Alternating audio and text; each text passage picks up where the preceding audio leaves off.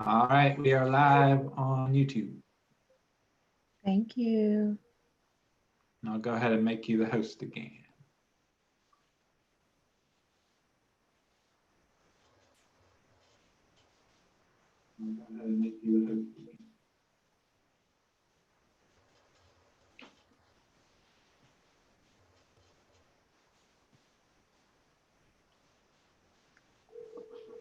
All right, Beverly, your host again. Okay, thanks, Eric.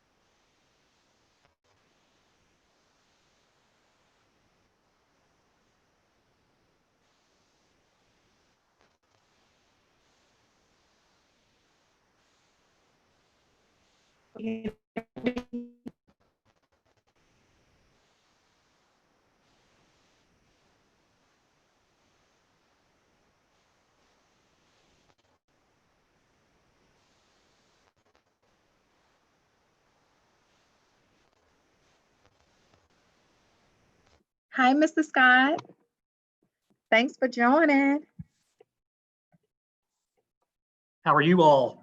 I'm good, I'm good. Do you have the ability to share your screen when it's time to present? I think I do. Okay, it's right at the bottom. That green arrow, great.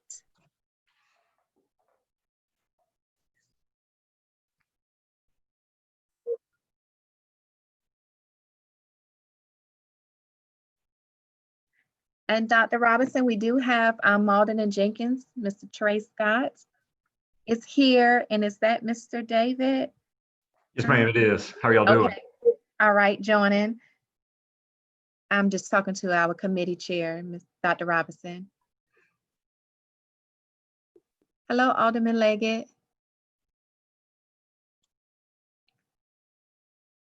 I'm making sure I didn't lose her. Dr. Robinson?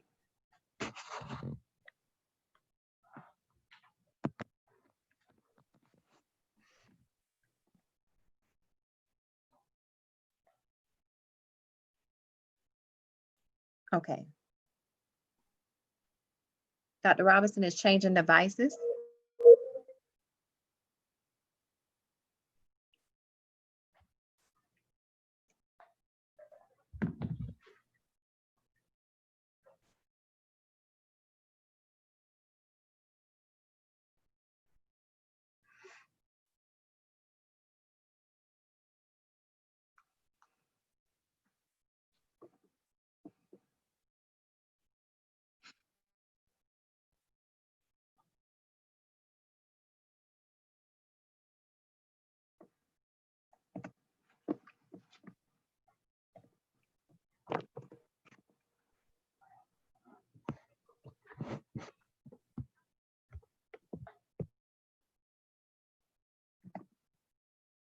Here you are, Dr. Robinson. Let's check out your audio.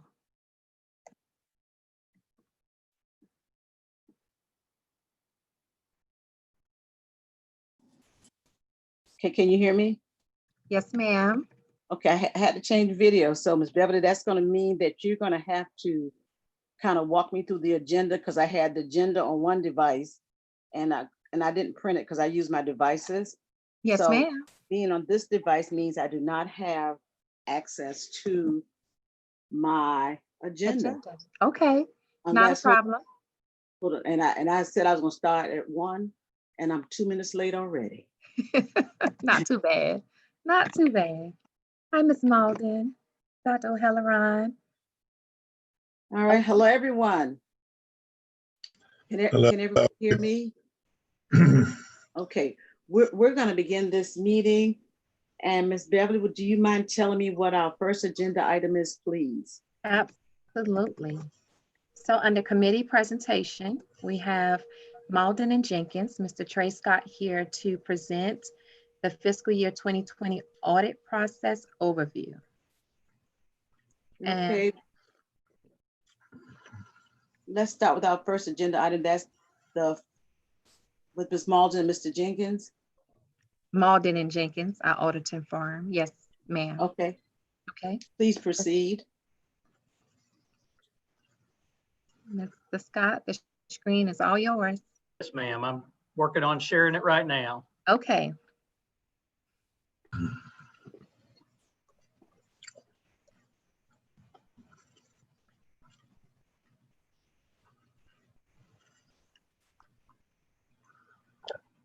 I'm just curious, what are you all seeing the presenter view or are you just seeing the slide? The presenter view. Okay, let me fix that real quick. I apologize. Not a problem. I still don't know what's wrong with my camera. All right, how about now? Is it just the slide? That's it. Yes. Perfect. Okay. Well, again, my name is Trey Scott with Malden and Jenkins. We are your external audit firm, your new external audit firm. We are excited to be serving you all this year and I guess over the course of this contract. And what we wanted to do was just kind of introduce ourselves, give you a little bit of information about who we are, and then kind of do a brief overview and discussion of what the fiscal year 2020 audit is going to look like. And then obviously give you all an opportunity to ask any questions that you may have. Again, I'm Trey Scott. I'm a partner in our Savannah office at Malden and Jenkins. I'll be the lead partner responsible for serving the CAT this year. Also on the line with me is David Irwin. He is a partner in our Macon office, and he will be able to provide us with some additional support throughout the audit process. Additionally, an individual who is not on the phone call, but I can actually see him out of the window of my office right now, is Kellen Shuford. And he will be the audit manager serving the CAT this year, and he'll assist me with the supervision and conduct of the 2020 audit. And then finally, our quality control partner, or the partner who's going to take a look at the audit file when everything's done and make sure we've dotted our I's and crossed our T's, is Miller Edwards, and he's a partner in our Macon office as well. I think it's also important to note that all four of these individuals, and the majority, probably everyone that is going to serve you all this year, spends 100% of their time serving local governments. I'm not sure there are many firms that can say that they have enough staff to dedicate them to just serving governments, but that's all I have done for pretty much my entire career. David is the same way, and Kellen is the same way. And Miller, for the majority of his career, has served nothing but local governments. We made a commitment about 20 years ago to not treat governmental clients as filler work and actually make it a full productive niche of our firm, simply because governmental auditing over the past 20 years has gotten incredibly complicated. It's gotten incredibly complex. And we realized we either needed to get out of the game or we needed to have professionals who were experts in the field. And I think that's what you're getting with us in our governmental practice. Just a little bit more information about us. We're considered a large regional firm. We're a little over 100 years old, and we serve governments across 7 states. Georgia is our home base. That's where we were founded. So Georgia is pretty much our bread and butter, but we also serve clients in Mississippi, Alabama, Tennessee, North Carolina, South Carolina, and Florida as well. We provide about 100,000 hours of service to over 500 governments annually. 11 of those are transit systems like you all, and then 131 of those receive the GFOA Certificate of Achievement for excellence in financial reporting. And if that were ever something that the CAT would be interested in, obviously we have the experience to help you with that.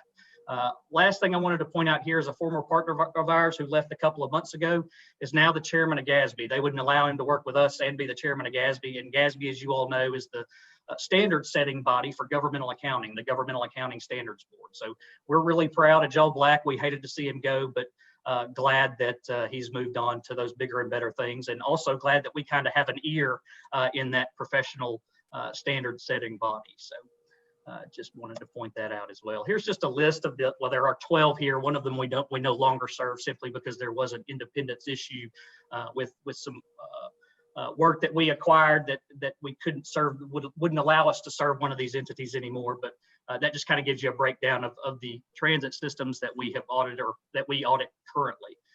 4 in Georgia, 5 in South Carolina, a couple in Florida, and 1 in Tennessee.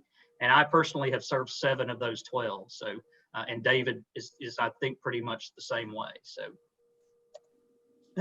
one final thing about us, you all have a pretty good bit of federal grant monies, and that's not uncommon for a transit system. Just wanted to make sure you all knew that we serve approximately 205 clients, and the most recent data we could get was 2018, but over 205 of our clients required single audits in 2018. That accounted for about 1.9 billion in federal monies that we had to audit.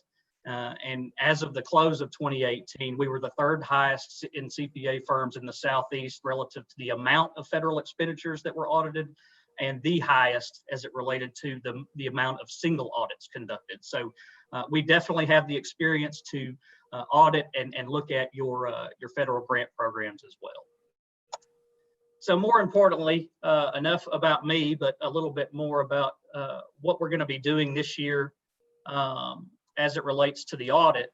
I think, as you all know, we've been engaged to serve the CAT for the fiscal year to June 30, 2020, and that's to provide a financial and compliance or provide those services for a financial and compliance audit. These audits are required of local governments by the state law, I think, as you all know. CAT's management has the ultimate responsibility for your financial information that's going to be audited, including those financial statements. This also means that the CAT management are responsible for providing us with the information that we're going to need to conduct our audit. So that's all the relevant reconciliations and account balances and all that stuff. Our responsibility as your auditor is to review that financial information and using a risk-based approach to test or audit those balances in order to ultimately provide an opinion on whether or not that financial information presents fairly the results of your operations as of for the fiscal year ended in accordance with all of the generally accepted accounting principles and government auditing standards and accounting standards and those kinds of things. So auditing standards also require us to, I am so sorry, that was the wrong, jumping all over the place here. I was going to talk real quickly about independence as well. I think you all know that we have to be independent of the CAT, so we can't perform any management functions like reviewing your any kind of reviews of bank reconciliations or HR type functions and those kinds of things. We have to be fully independent of the CAT in order to be able to do the financial and compliance audit. And the audit itself is made up of 3 phases, and we'll run through those here really quickly, and then you all can ask any questions that you may have. But we are in the preliminary phase right now. And this being our first year of service, we're going to have to go out to your prior auditor and take a look at their work papers just to make sure that we're comfortable that all the beginning balances that they audited in the prior year are correct. We're also would prepare and mail you the engagement letter, which I believe we have already done, and also provide management with our prepared by client listing, which is just a listing of all of the schedules that we're pretty sure we're going to need to see when we come out to do our final field work. And then we also like to sit down with management to discuss the timing of the audit, to see if they have any questions related to that list of requests.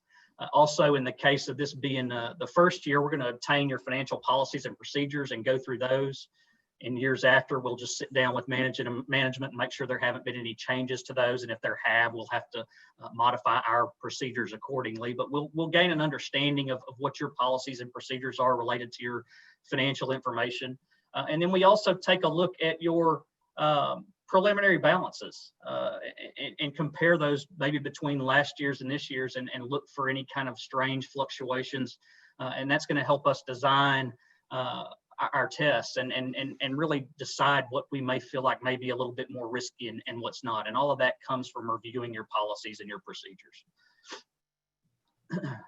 So after our preliminary procedures are complete, we're getting ready to come out for our final field work, our year-end procedures. And that's what the second phase is. We really dive into the meat, so to speak. We typically come on site for 1 or 2 weeks. Obviously, with the pandemic, we have adopted sometimes a fully remote audit approach where we never are on site at all, or a hybrid type approach where we maybe do a lot of things from the office, and then when we need to look at hard copy documents, we can come out and do that. We also have clients that are fine with us coming out and being in our room and social distancing and wearing masks and doing whatever we're supposed to be doing in accordance with their regulations. But again, we can do the audit anyway. And I think what we've kind of decided upon with management is kind of a hybrid type audit for this year's audit. We will be on site for a little bit, but probably not as much as we would have been under pre-pandemic conditions. So anyway, moving back to what those year-end procedures are, this is just where we're testing your significant balances or any risky balances. And this includes, but it's not limited to just confirming your cash balances, confirming significant revenue with those revenue sources, taking a look at subsequent receipts of your accounts receivables to make sure that those are collectible, vouching your capital asset, your new capital asset additions, or even going out to see those things, the new buses or whatever we may have as far as capital asset additions go. Reviewing your significant liabilities, making sure that your accounts payable has proper cutoff, that expenditures or expenses are being reported in the proper period. Taking a look at accrued payroll, looking at the census data that has to be provided to your actuary for your OPEB calculations. So it's a number of different procedures, and I know I hit on a bunch of them, but I mean there are a bunch more that we do as well. And this would also be the time where we're out looking at your compliance and your controls related to your federal grant programs as well, and doing that single audit. The single audits are required for any government that spends over $750,000, and that's pretty much the case. Going to be the case for you all every year for the foreseeable future. And what we do in a single audit is we look at those specific compliance requirements related to your grant programs and make sure you're in compliance with those, as well as making sure you have proper controls in place to make sure that you're in compliance with those requirements. So once we're substantially complete with the single audit and we're substantially complete with our field work procedures out in the field, then we move on to the kind of the wrap up stage of the audit, which is the final part where, our review, our completion, and our delivery. And this pretty much involves doing a final review of all of our audit work papers, making sure that we get our letter from the attorney so that we need to if we need to record anything or disclose anything related to any litigation. And if there were any significant adjustments or misstatements, we're going to propose adjustments to correct those errors and obviously report those findings to management and the board. We would do this as these things occur, not just at the end, but if we did notice some big situation where something needed to be corrected, that's not something we're going to keep a secret from you until the board meeting after the audit has been released. That's something we would come to you all immediately to discuss. Additionally, we're going to draft our reports. We're going to do a multi-level and person review of the financial statements. And then once all of the financials, everything has been reviewed and all the required communication has been received, we're going to finalize the reports. And then obviously we will come in and present the results of that audit to the board once everything is complete. So that is pretty much what your audit is going to look like is for fiscal year 2020. Again, we're kind of in the middle of it right now. I think audit fieldwork is scheduled for about 2, maybe 3 weeks from now. So we're already starting and kind of in the middle of some of these preliminary procedures. And but outside of that, we definitely are looking forward to serving you all this year. And if you have any questions, I'd be happy to answer those at this time. Thank you so much. Are there any questions? Yes, ma'am, I do. This is Alderman Leggett. Go ahead, Alderman. My question for the firm would be, how often will you report to us? Will it be quarterly or is it yearly? Typically, it's annually. I have some that like me to come in before, like we're doing now, and just talk about anything that may have changed as far as procedures go from the last year. But I'm happy to discuss that. At the end of the day, all we're really doing is an annual financial audit. So if I came out quarterly, I think there may be a couple of quarters where it really would be a good use of either of our time other than just seeing how things are going. But I'm happy to come out before and always happy, definitely, to come out after. At the end of the day, Malden and Jenkins works for you all. So we'll do whatever we need to do.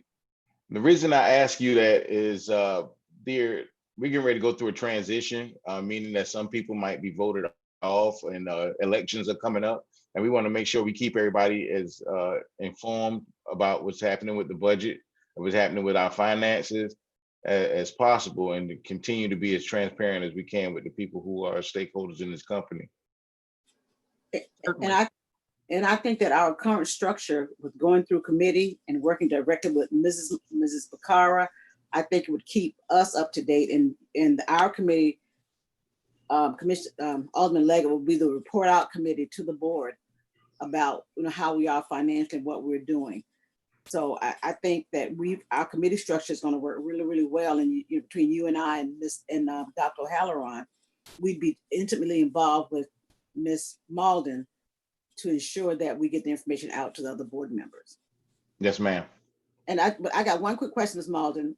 I see the last names are the same. Is there any relationship?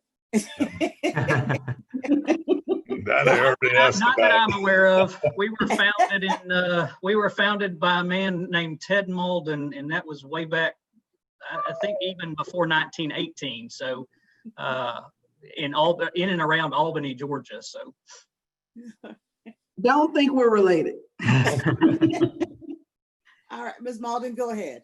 I do have a question, and I'm gonna put you all on the spot, Trey, just because there's been a lot of discussion about this matter. Can you tell us the difference between the audit that you all are going to perform and a forensic audit? sure, a forensic audit typically is used when you know that there has been something, that something has happened and you're wanting to quantify that wrongdoing for court in its most basic terms. Forensic audits can be incredibly expensive.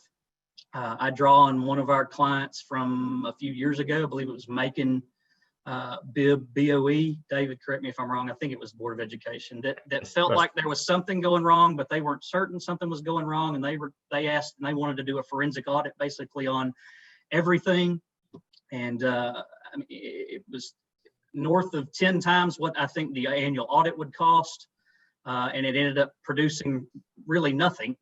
Now, if there are areas where you feel like you would like looked into, whether it be some specific area, you don't have to have a forensic audit. You can have what we call agreed upon procedures, whereby you tell us, I'm not comfortable with this certain area, and I would like for you to look at it a little bit more.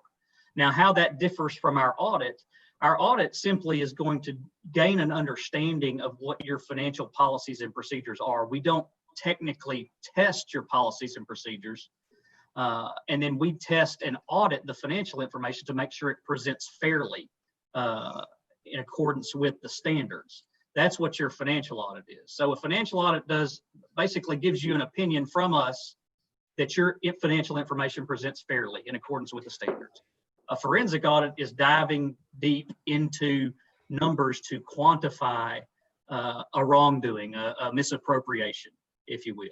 And then we've also got what we would call an AUP, where you say, I want you to do this. I want you to do X, and we'll look at X and report back to you what we find. Now, you're not getting an opinion with an AUP, but you are getting us to dig into something that might be outside of the scope of the audit, just to give you a little bit more comfort with that. Is that what you were looking for, Ms. Malden? It is. I just wanted to provide some clarity for the members of the board, just because those various procedures had kind of been thrown around, and just wanted to make sure that this committee understood the difference between those procedures.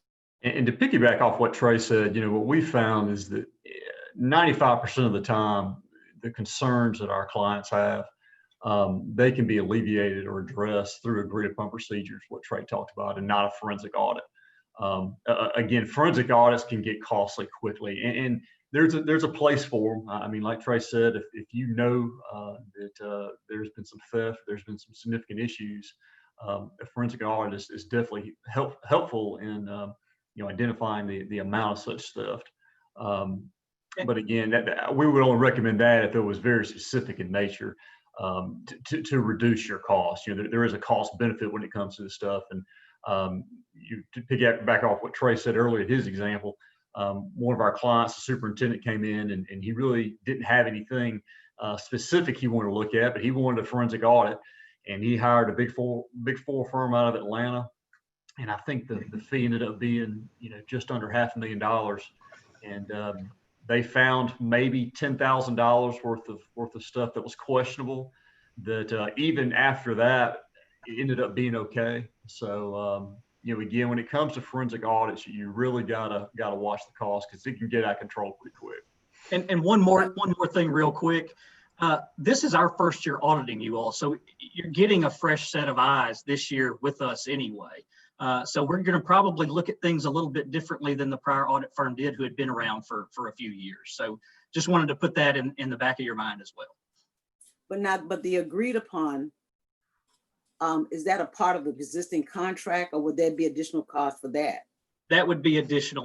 We would do agreed upon things on anything that's outside of the scope of our audit. So if you had something in mind you wanted to do, we could talk about it, and I could say, yeah, that, we could probably do something like that under the scope of the auditor. I'd say, I don't think so. I think that's kind of outside of the scope. We'd need to do some kind of agreed upon procedure. Okay. Dr. O'Halloran, I think I saw your hand vaguely. Yeah, I'm trying to put it on the screen that's open. Just for informational purposes, I don't know if you're aware, we went through a major audit after one of our CEOs had been caught by the FBI and went to jail for stealing funds. We were cleared of all responsibility in that by the FTA in February of this year.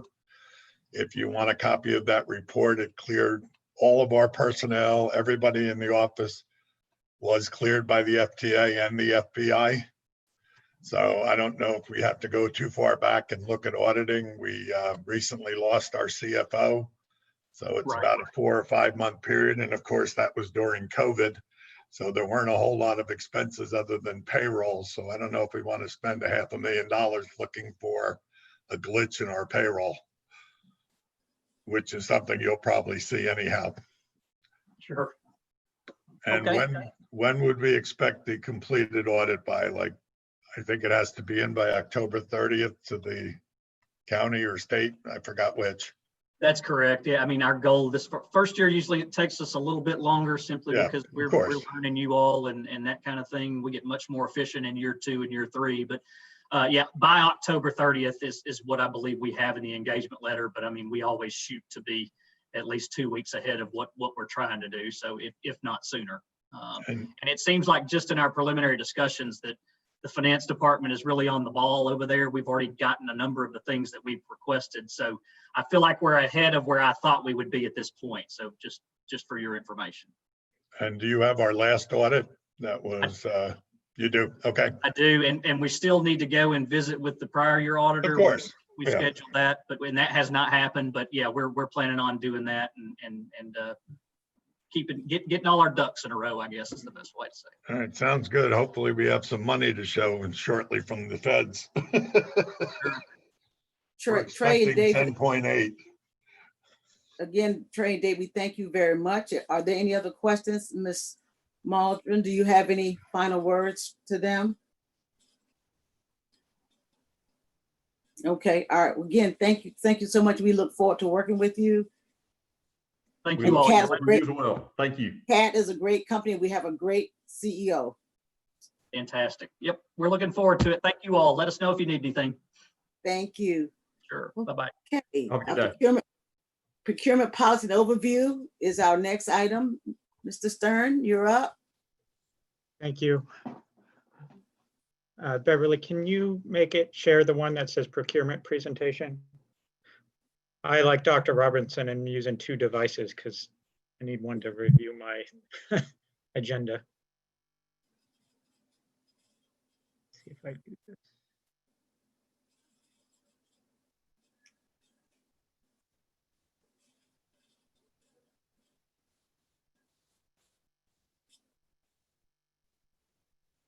Are you all seeing that as just a PowerPoint? Perfect. All right, as Dr. Robertson said, my name is David Stearns. I'm here to give you a very, very brief overview of our procurement process. This is one of those topics that, should you desire, I could go on for quite a long time, but in the interest of everyone's time, I have tried to make this as short as possible. So basically where we're at is, I just wanted to give you the very broad overview of what is the basis of CAT's procurement policies.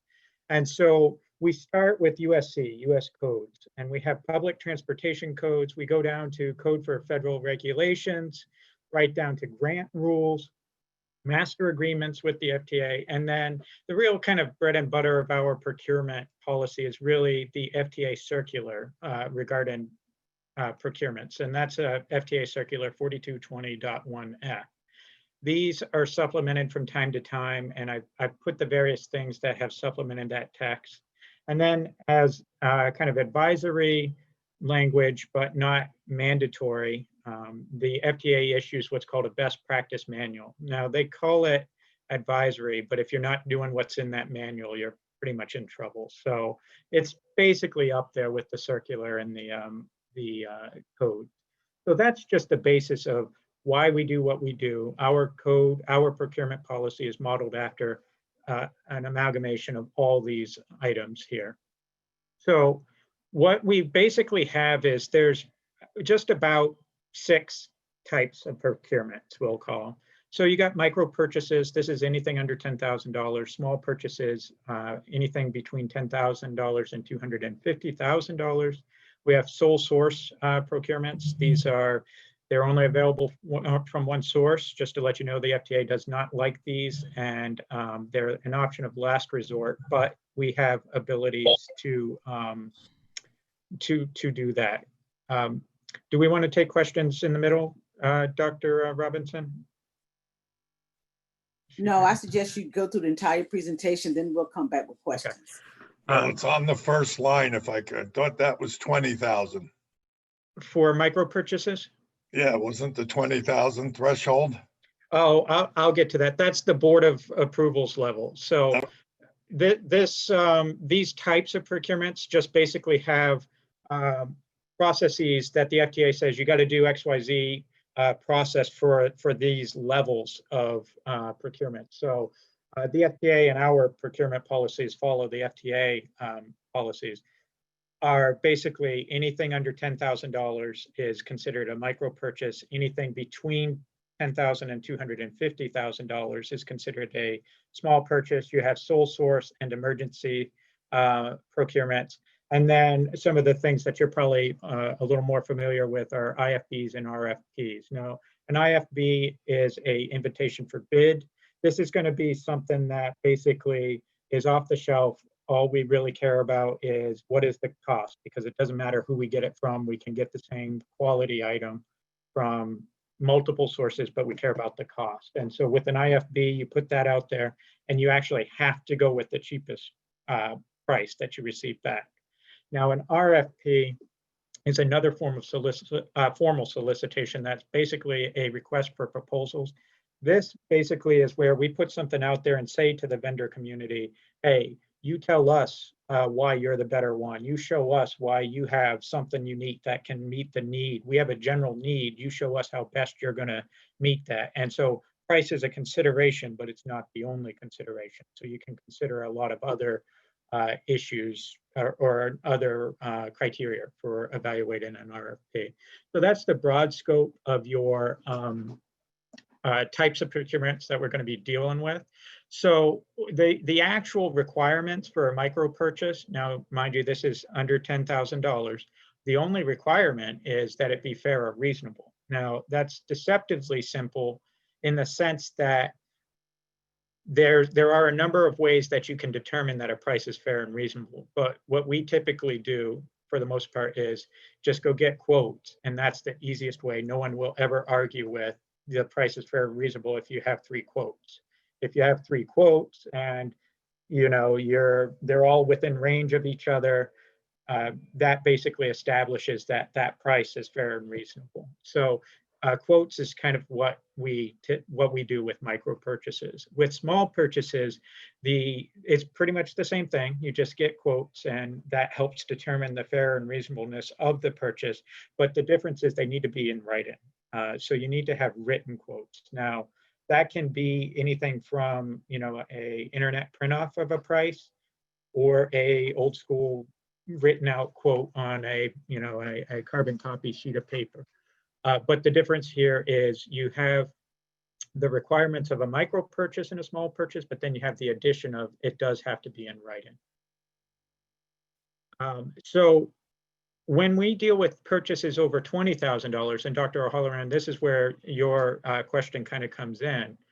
CAT policy says, okay, that's great. You can conduct procurements according to those outlined procedures that are outlined by the FTA and adopted by our policy, but anything over $20,000, the board of directors has to approve.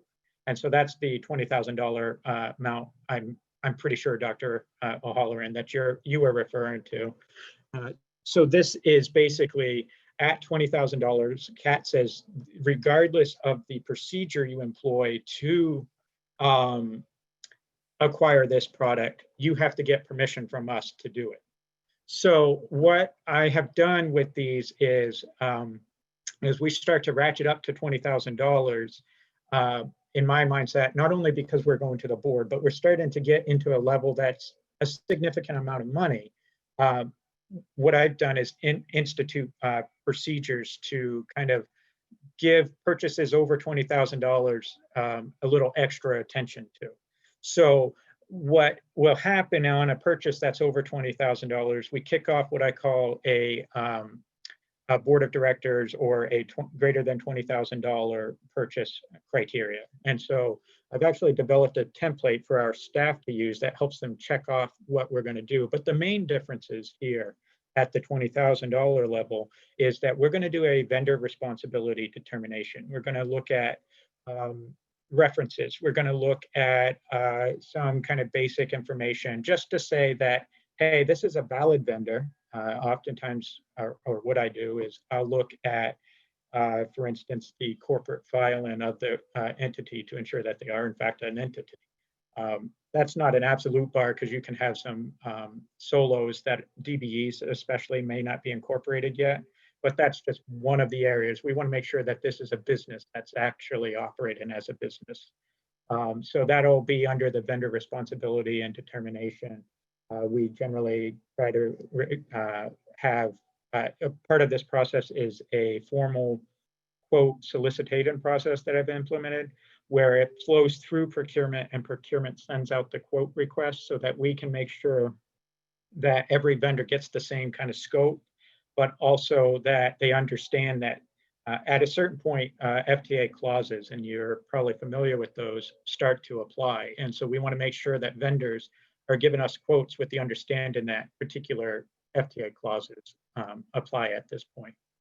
So that's just the kind of at $20,000 that kicks off to the board, and there's a little extra procedures, I guess, is just kind of what I want to convey to you for this level. So from there, we get to the IFBs. Now, the IFBs, typically you do this for anything over 250,000, because anything under 250,000, you could follow the small purchase requirements, but you don't have to. You can do an IFB for a $25,000 item if you want, but it's going to basically take a lot longer and involve a little more cost and definitely more time to do that. So the elements of an IFB, we're going to get an independent cost estimate. Usually this is done internally in CAT. We find who's an expert, we look at previous purchases, and we come up with a cost estimate. We seek board approval to release because this is going to be above the level that we can improve, that the CEO could approve at CAT. And then we're going to put together the formal solicitation, we're going to advertise it, and then we're going to receive bids. we're going to conduct responsiveness determinations on the vendors. We're going to open the bids, going to conduct a cost analysis, and ultimately the cheapest price basically has to win. And then we present that. I should say the cheapest price from a responsive and responsible vendor, just to put that out there, has to win. And then ultimately we bring it to the board for approval to bring a contract, and then notice of award and contract execution. That process is very, very similar to an RFP. You'll notice ICE, board approval, advertise, but here we did conduct our responsiveness determinations, and then the evaluation committee evaluates the proposals. But then again, we do a cost analysis, present it to the board. And as I said, it's not necessarily true that the cheapest has to win, just overall best value for CAT. And that best value is defined by the board when they approve release in the RFP. That's those factors of, oh, this will be scored at 10%, or this criteria will be scored at 30%. That's the best value for CAT. So that's very, very brief and very, very broad, but are there any questions that anyone would like to hear from me? Mr. Leggett, you have any questions? Yes, ma'am, I do. What is the total amount allowed to by procurement to before coming to the board and to make purchases or anything, or sending out RFPs? Do you guys have a procedure where you meet with individuals from the board to set an amount? The amount's already set, and it's $20,000. So the CEO, I should back it up. Anything from up to $5,000 can be approved at the kind of director chief level per CAT policy, and anything from $5,000 through to $20,000 can be approved at the CEO level, and then anything above $20,000 requires board approval. So that's kind of those amounts have been set in for a long time, as long as I know of, certainly as long as I've been around procurement. Okay. Dr. O'Halloran, any questions? Yeah, just one on these multi-level, multi-year contracts. Mhm. How does that work? Is it the total of the contract, or is it the yearly amount that generates these board approval rates? Like Total. if it's 19,000 a month or 19,000 a year for 5 years, would that be a board approval, or is that CEO approval? Yes, sir. It's a board approval. So we look at the total amount of the contract. Okay. So, if you have a 1-year contract for 19,000, well, technically Then that's it's under. CEO approval. But if you have a 5-year contract at $19,000 a year, then yes, you would look at the total of 19 times 5, and that's your total contract value. And then that would push it to a board Okay. approval. That sounds good. Thanks. Ms. Malden, you have any comments?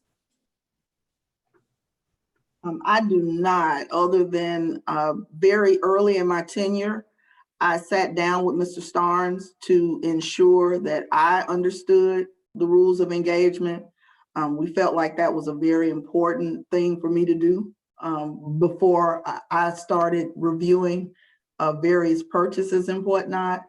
And I remember hearing you all ask to get more information about the procurement policy. And so it is our sincere hope that this session has enlightened you all and given you all a better understanding of how the procurement process works. And we're going to work together to make sure that we're flowing at a rhythm through this process. And I appreciate the presentation, but what I would like to ask, if Ms. Beverly would give me a copy of the PowerPoint, or to the committee members, for us to have as part of our records, we'd have greatly appreciate it. Okay, Yes, thank you again. Thank you again. Okay, now we've got number 3, financial performance review. Who's in charge of that? So Dr. Robinson, it's a regular standing item for the agenda, but it's nothing underneath that particular item No, for there's anything. today's discussion. Okay, nothing under number 4. Am I correct? That's correct. All right, so let's move down to number 5. Proposed agenda items for August 25th. Now, the A and B is pretty much what we've been talking about. So if you just, Ms. Malden, you just briefly, or you or Mr. Brown can just briefly combine those two for us. Is that okay? Yes, that is okay. And actually, the way it was done this morning, the chair of the prior committee talked about the move towards a consent agenda, and actually used these 2 items as an example of something that could be moved forward to a consent agenda, because it's beginning to be like a standard item that has been approved while we were going through the COVID. So, and this just extends the emergency measures and gives the CEO authority to be able to act in the best interest of the agency during the COVID pandemic. And the only question I would have is, it appears that throughout the state of Georgia, the numbers of death from COVID is going up. And I'm sure you guys are watching it as far as relates to Chatham County and taking whatever measure that may be necessary to protect our customers and our employees, as we continue to go through this. And I can give you an example of authority that I used fairly recently. As you all are aware, we had a technician from a vendor to test positive. And this vendor had been all through the agency, basically. And we closed the administrative offices for deep cleaning. But we took this also as an opportunity to go ahead and procure what was needed in order to move our call center to a virtual call center, like most call centers across the country, frankly. And so that's just one example. We were able to go ahead and do that. And actually, I think as of this week, and Mr. Brown, please correct me if I'm wrong, I think our call center probably, this is the first week that we're beginning to be up and running virtually. That is correct, Ms. Malden. We got the last piece of, we got our laptops in and got them programmed, and they're actually working on getting that up and going today. So that's one example of why this particular authority is helpful, because if I had to wait until a board meeting to go ahead and do that, we would have probably lost about 3 weeks before we would be able to do that. And as you know, COVID does not discriminate. And with, vendors being in the area and people, basically different people all around the region, testing positive, it was just something that we didn't want to take a risk. And our folks in the call center probably work more closely together than any other group of employees we have, just because of the layout of the call center. So that was an emergency measure that we took. And I have one other question. My question would be about the employee's ability, or the driver or the operator ability, to say to the COO that, we've got these procedures in place, but on my bus or in my area, this and this is not taking place. Do we have that kind of communication available to employees? We do, Madam Chair. We have that. The operators have the ability to share with control dispatch if they believe that their bus was not clean to their specifications or to our specifications that we set aside, and that information will be shared with the maintenance director, who can share with the responsible supervisor and responsible cleaner. Okay, yes, but I guess my question is more about them being able to go to administration if need be. Ms. Malden and myself, since I've been here and since Ms. Malden has been here, we have both maintained an open door policy. We encourage employees to come to us if they have a problem, especially if they feel that it's not being handled correctly at the level just above them, their supervisor or their director. So I would say absolutely yes. We have always maintained an open door policy, and that has not changed since Ms. Malden has gotten here. If not, it's enhanced even more. Okay. Dr. Halloran, I can see you. Yeah, my big concern now is with the county going mask only, how do the drivers handle someone who gets on without a mask? Dr. O'Halloran, we don't, we're not requiring mandatory masks. We are suggesting and to ride our vehicles that our customers wear masks. We have some extra paper masks that we made available to our operators, and they are allowed to ask, but we don't want our operators try to enforce county or city policy, because that's not what their job is. But we do ask them to offer a mask if someone boards the bus and is not wearing one. And I think with the loading on the back for the large buses, it kind of protects the driver. It mitigates it, yes. Yeah, but as you guys know, my concern recently has The been no about mask, so it's also the safety of the passengers that we're responsible for. People are getting on with no mask, they endanger everybody on the bus, not just the driver. And that's also a responsibility. And that happens everywhere we go. Like Walmart has a mandatory mask. I mean, literally, if no one is standing at that front door, somebody will slip in without a mask. So it's, we can't, I agree with Mr. Brown. We can't spend a whole lot of time trying to police everything. But what we can do is ensure that our drivers have what they need to protect themselves. I like the idea of the little spray bottles where they can spray down, after passengers get off. Mm-hmm. And I think if they're vigilant, if somebody's, disregarding the rule and they're vigilant enough when that person get off to kind of sanitize that area, that would help. But we can't police everybody because we don't want our drivers to get in a physical altercation because someone I'm worried about passengers because they're having fights and people are getting shot for not wearing masks around the country. Well, hopefully we don't have to face that problem. Yeah, and I don't want to jinx us or anything, but we haven't had any major incidents regarding masks on our vehicles. And I think it's because of the education that and the information we're sharing with our frontline employees that we suggest but we don't require folks to wear a mask. And then we also give them some disposable masks so they can offer it. But we like Dr. Robinson said, it'd be asking the operators really above and beyond what they're doing to try and enforce a county or a city law or ordinance or emergency order. Okay. All right. Any other questions or comments on those two items, A and B? Can you say what they were? Because I don't have an agenda. Those were the extension of the COVID and the CEO measures. Okay. Authority. And the governor extended that to September 15th now on his emergency order.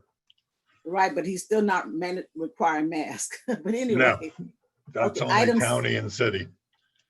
I think we can combine items C and D, protection and indemnity of hull, insurance overview and renewal.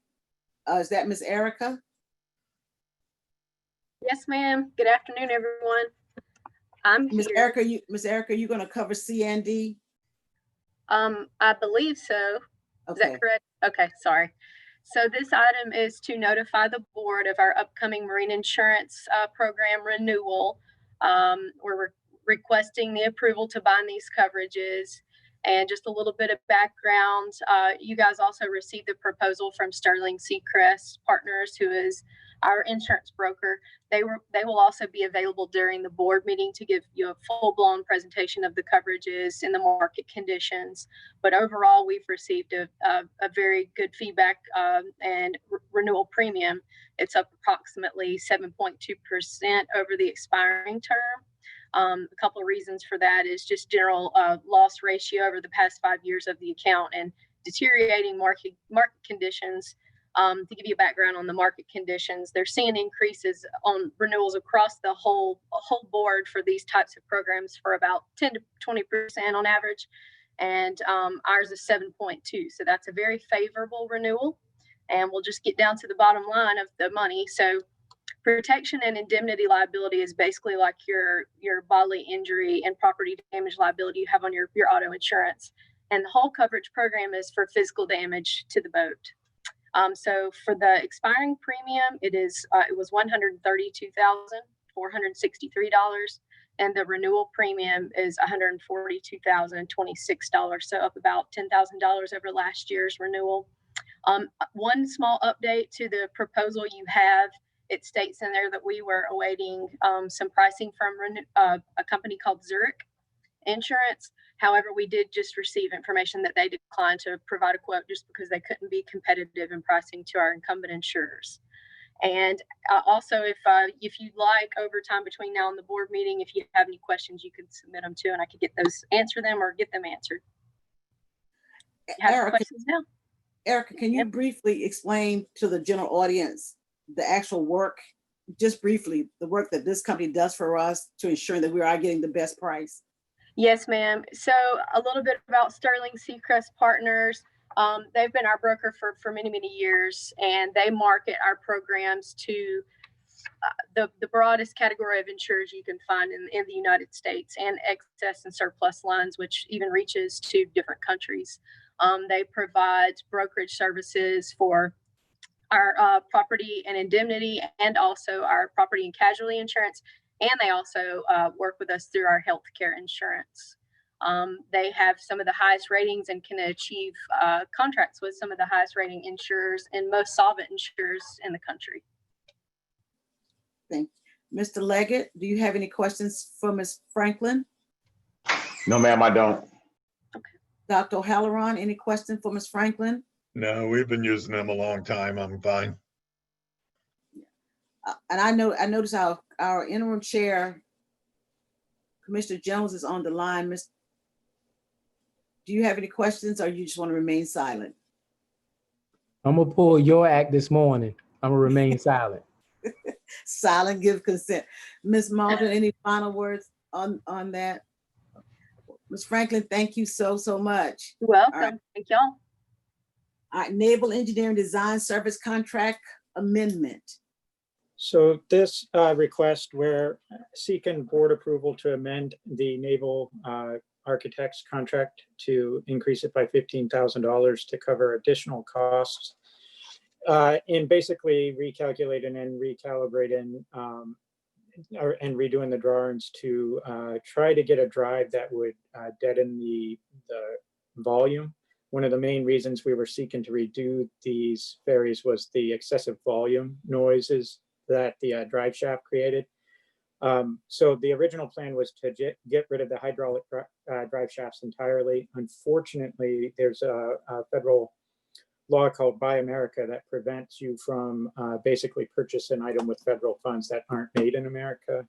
And there is no shaft out there that's made in America that would work for our boat other than an updated version of the hydraulic drive shaft we have. So what we're seeking is a additional contract amendment in order to allow the architect firm to basically update their drawings to include the hydraulic drive and make it as reduced in noise as possible.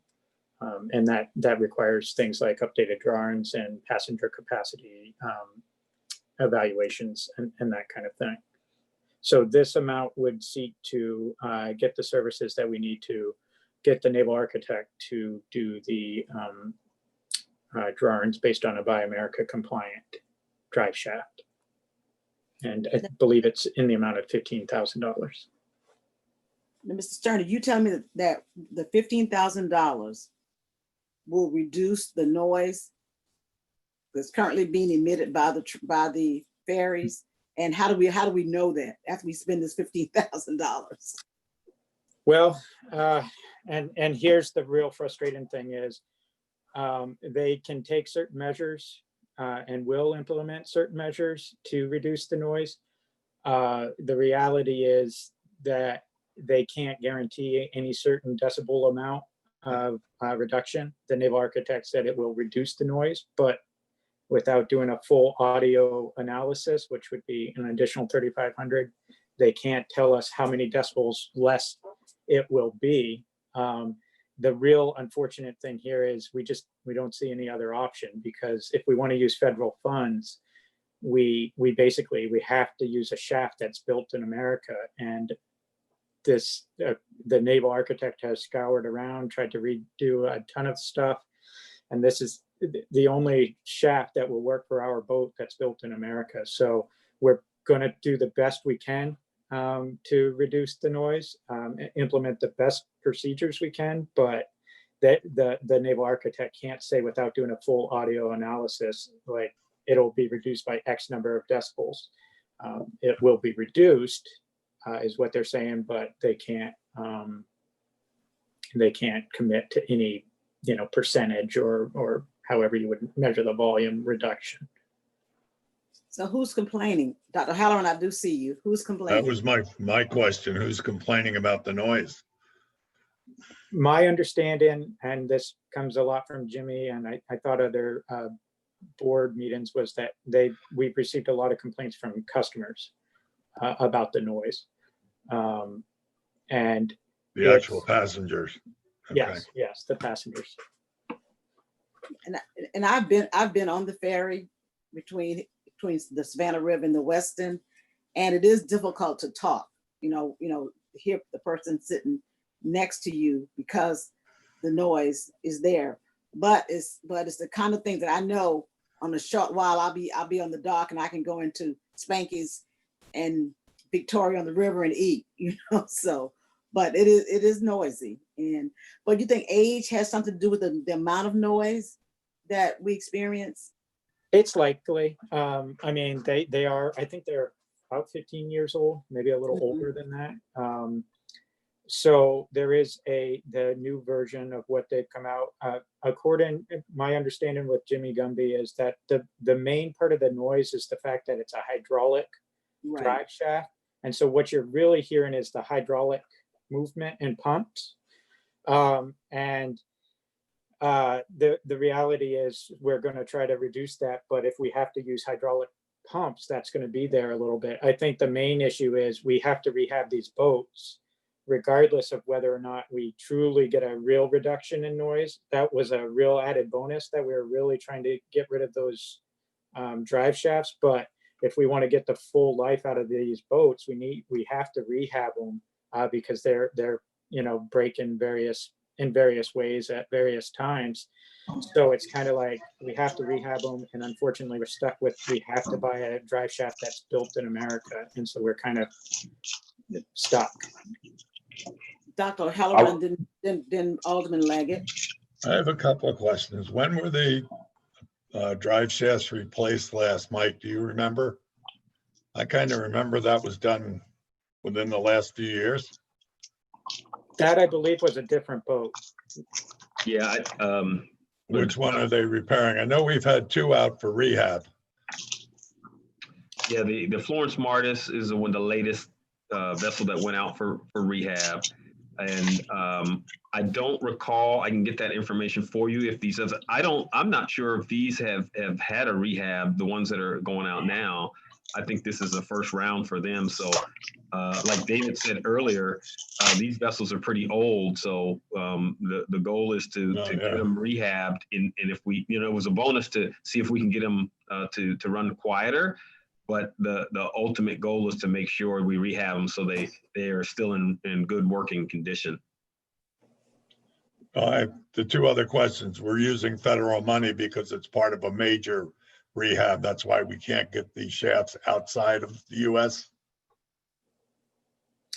Yes, that's correct. So we're using federal money for all the rehab and the naval engineering work. And part of if you want our money, you have to follow our rules. Trade-off is Buy America. And Buy America says when you're rehabbing a transit vehicle, be it a ferry boat or a bus, 100% of the parts that you put on to rehab that transit vehicle has to be built in America. And will our new ferries have all these noise reducing drive shafts? Because we have what, two now that are coming? I guess I can't speak to that, but Ms. Malden can use. I believe that they will. We can provide more specific information to you. Mr. Gumby is actually participating in a walkthrough for the preliminary plans for our ferry maintenance facility which is a capital project that is underway. Right. And that is why he is not available to answer these questions, but we would be certainly willing to have him come and talk to the board about the ferries. Okay, yeah, if we could just include what the rehab was, I don't think we need a presentation, but just the the periods of rehab for each of these vessels going into the future, so we can keep an eye on that. Because if we did this drive shaft outside of the full rehab, we wouldn't have to buy the Made in America one and be able to get a better one. Understood. That's it for me. I think what I heard, there's no way around not using Not American. right now, because it's part of a major rehab. If we just fix the drive shaft, we could use anyone. If we don't use federal funds, because we could afford 15,000 on our own. It doesn't have to be a capital project because it's part of the full rehab. Well, I So think all of it has to be American made.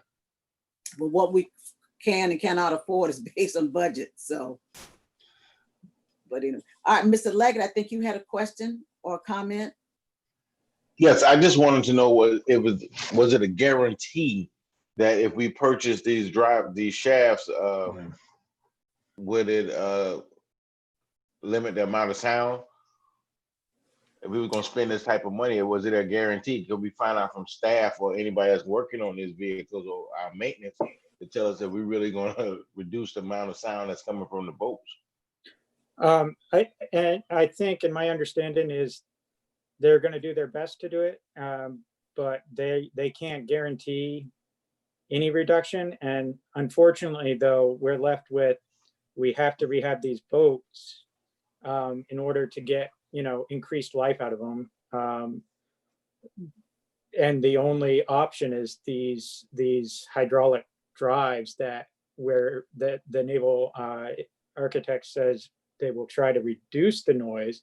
But the reality is, if we want to use federal funds on this rehab, we have to use a shaft that's built in America. So we have to use these hydraulic shafts because they're the only ones, I guess, according to the naval architects, and I don't pretend to be one, that will work for our vessels. So they did say if you wanted to commission a separate $3,500 study to determine how much the noise level would change, you could do that. But in the end, we either want to rehab the boat using federal funds or not. And if we want to use federal funds to get a rehab boat that will last many more years, we have to use shafts that are built in America. So it kind of comes down to, they'll do everything they can to make them quieter, but we're it is what it is type deal. The original hope was that we would be able to get rid of those shafts entirely and put a regular drive shaft in, and you wouldn't have that hydraulic noise. However, apparently there's no shaft manufacturer that would work with the vessel that we have that's built in America. The only one they found was in Canada, and that doesn't count for us. So then now we have to go back to the drawing board and incorporate the little bit more noisy hydraulic drive. So there's really no guarantee that we can quiet the boats at all, because the number one complaint was that you can't hear yourself and the boats are making too much noise. So we really can't make a guarantee that, even if we pay that money and work with somebody else, or even if we purchase it in America somewhere, we can't guarantee that we can quiet the boats. Basically, no. I mean, the naval architect right now is not guaranteeing any. They're saying we can't say it will result in X number of decibels less. They can't say it'll be 10 less decibels if you do this. They can say that these efforts will reduce the noise, but that leaves it open to be, well, is it a perceptible reduction in noise? Hopefully. And again, they're unable to do that because basically you would have to have a audio analysis, which is a separate field, come in and say, okay, this is what the noise level will be or is, this is what it will be if you implement these procedures.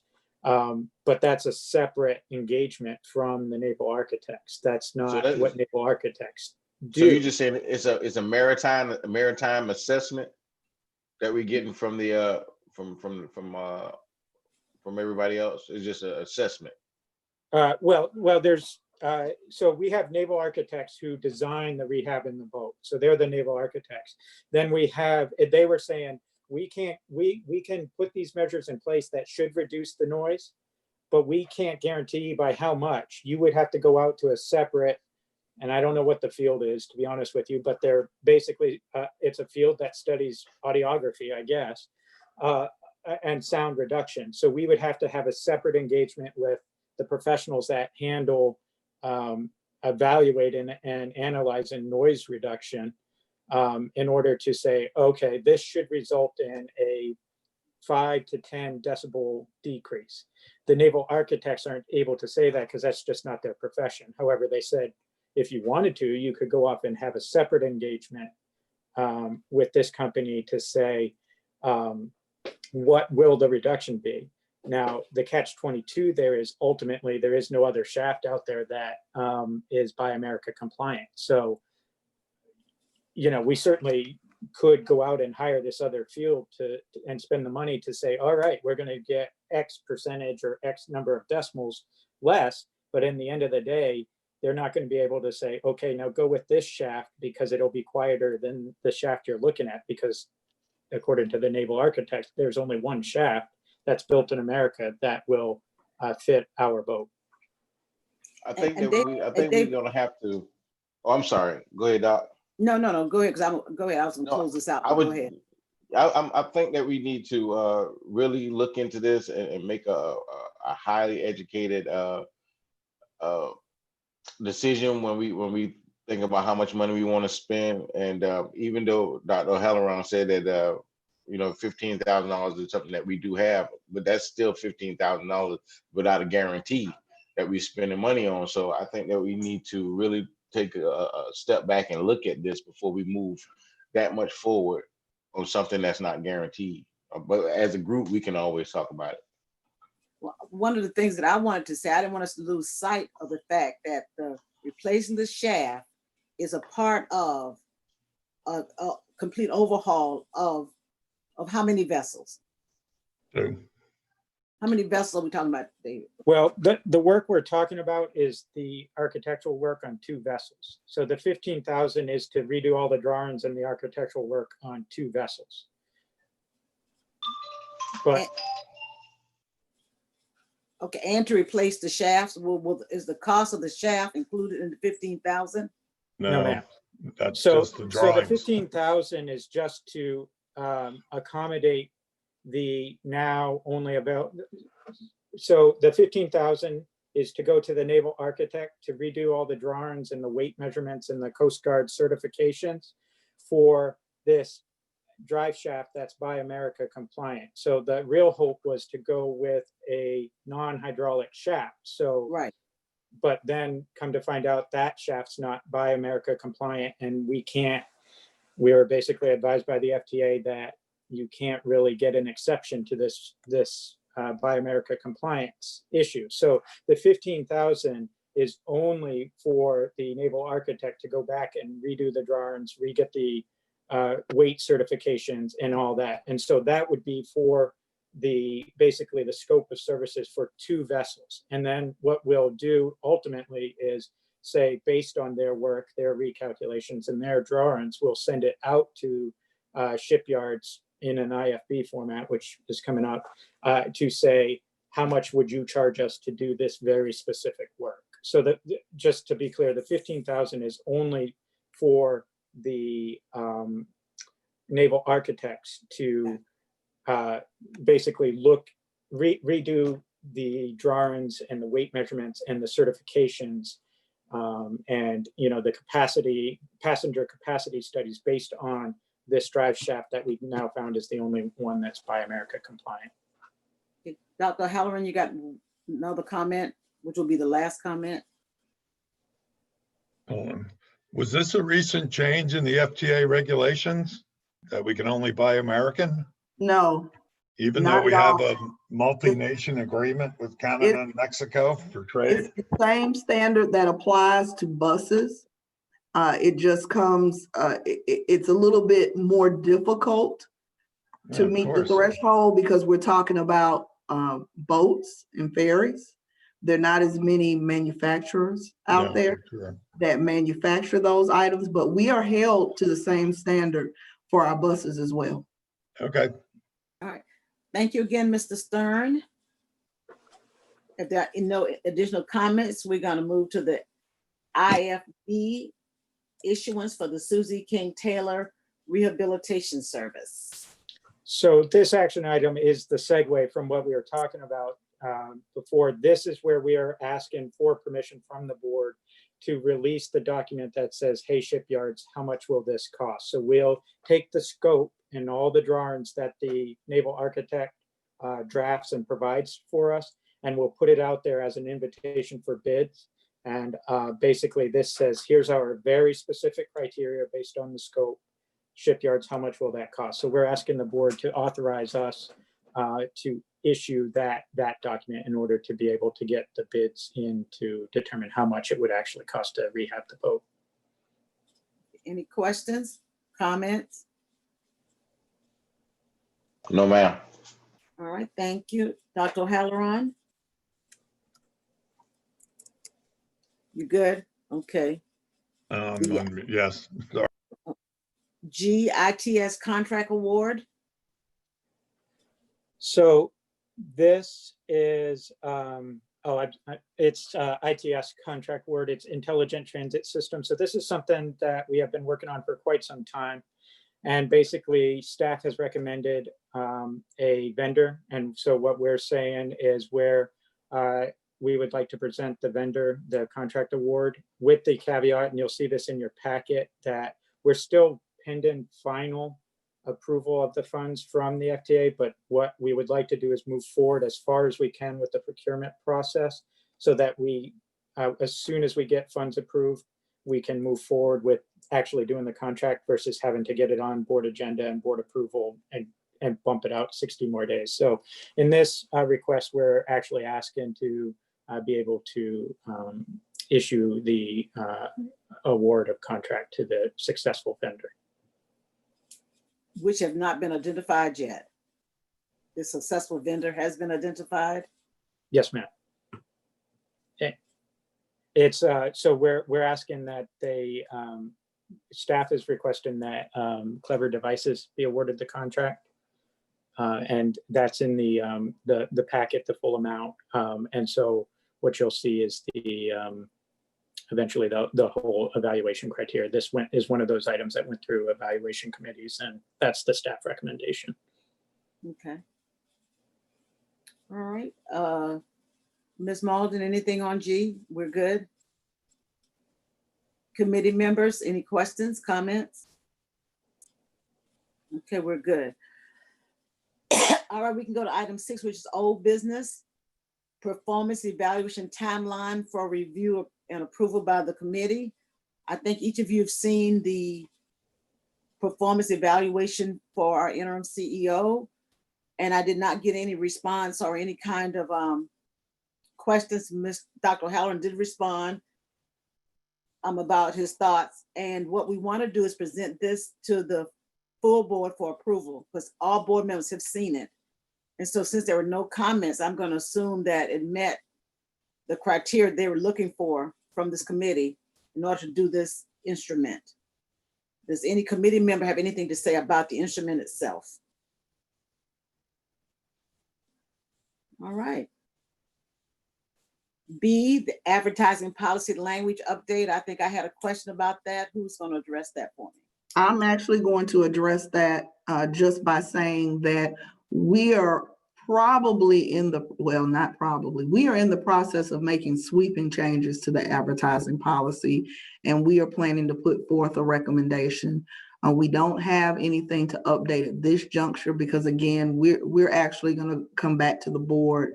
We're going to bring the policy back to the board for an overall review because again, we are recommending some changes. Okay, thank you. And our whistleblower lighthouse references, I think I asked, who do we Yes, ma'am. know? Okay, So this one is this item's like, I believe $650. So it doesn't normally rise to the level of getting, written recommendations or have them submit it. So what I did was I looked at the Better Business Bureau rating for this company, and they do have an A+ rating. They've been a member of the Better Business Bureau since 2015, and they have been in business for 17 years. In addition to the Better Business Bureau rating, I took a look at the testimonials that they have on their websites, companies like AAA, PGA, another list of companies with testimonials. And they were all obviously very positive because they were testimonials on their website. But some of the companies that partner with Lighthouse were larger companies that were well known. But I think the main focus was using the Better Business Bureau as a gauge of, okay, they're a pretty good business, and they do have an A+ rating. and I think the last time we met, we all agreed that we thought Lighthouse was the best company to do that for the work we wanted done. All right, and on the back up to A little bit, I just want to make sure that all the other two board committee members agree with the instrument. I just want to make sure that it's on record that we all agree that we're going to move that instrument forward. Yes, ma'am, I agree with you, Doc. Dr. Halloran? Yes, so is that just for Michael or? Well, right now we were tasked with getting one for the interim CEO. Okay, because we have to come up with a one for the current CEO. Right. She should be advised of what she is expected to do over the next year, and we're already over a month in. So we Well, really need to work on that right away. Well, yeah, we are. We're going to have a sit down with her and talk about what her goals are and those kind of things. That will happen. But but to answer your question, this one, and we might use the same one and tweak it a little bit. But currently, we were tasked with this one for the interim CEO. Okay, and I sent you back what I thought. Yes, yes. All right. And what I want to do, I will also want to commend staff for the way the agenda items are laid out in your little your charts. I think those charts are really, really, really interesting and very good. Thank you for that. That's kind of new for us as doing the committee structure, the board agenda item submission form. I think those are really, really great, and it's easy to read and easy to understand. So thank you for that. Okay. All right. Any new business? Number 7. Madam Chair, Yes. I have something if no one else on the board has anything. Well, okay, will you hold that for a minute for me? Sure. We don't have anything listed, but Dr. Halloran, is there any new business for this committee you would like to bring forward? We also need to come up with a evaluation and review process for board members. Okay, and I'm going to write down the one about the evaluation for the CEO. And you're saying one for board members? We're actually supposed to rate the performance of our board members as well. And that mandate is listed where? In what document that says we should do that? That's part of the Doug Eady's program. It lists committee requirements. I believe Beverly has all the stuff that Doug sent us and what each committee was supposed to be responsible for. I know you weren't at the 2-day meeting we had with him, but that's all part of that. I don't know if you have a copy of that whole program. I should, and I think Alderman Legg, do you have a copy of that as well? If not, Ms. Yes, Beverly. ma'am. Okay, so what we're gonna do is we're gonna probably we'll take a deep dive into that and make sure those areas that we are responsible for, that we're addressing them. Okay, and we'll get back together on what those things are. But I do have 2, Dr. Halloran, the evaluation for the CEO and the evaluation for the board members, if that is a part of our duties as this committee, on this committee. Yeah, we also need to update the KPIs. And that's with staff, right? Um, With input from staff, right? It's probably going to need to be because it's the maintenance hours, the driving hours, the ridership numbers. That's in the board report every month, all those KPIs. Most of those are way out of date and they need to be upgraded. I'm sure Bacara doesn't want to try to meet 18 people per vehicle because we haven't hit that number in 4 years. Okay, but that's the staff function. Am I correct? No, the KPI is how we evaluate part of the CEO. Right, but for us updating them and giving us the KPIs would come from staff. Whoever's assigned to this committee, yeah.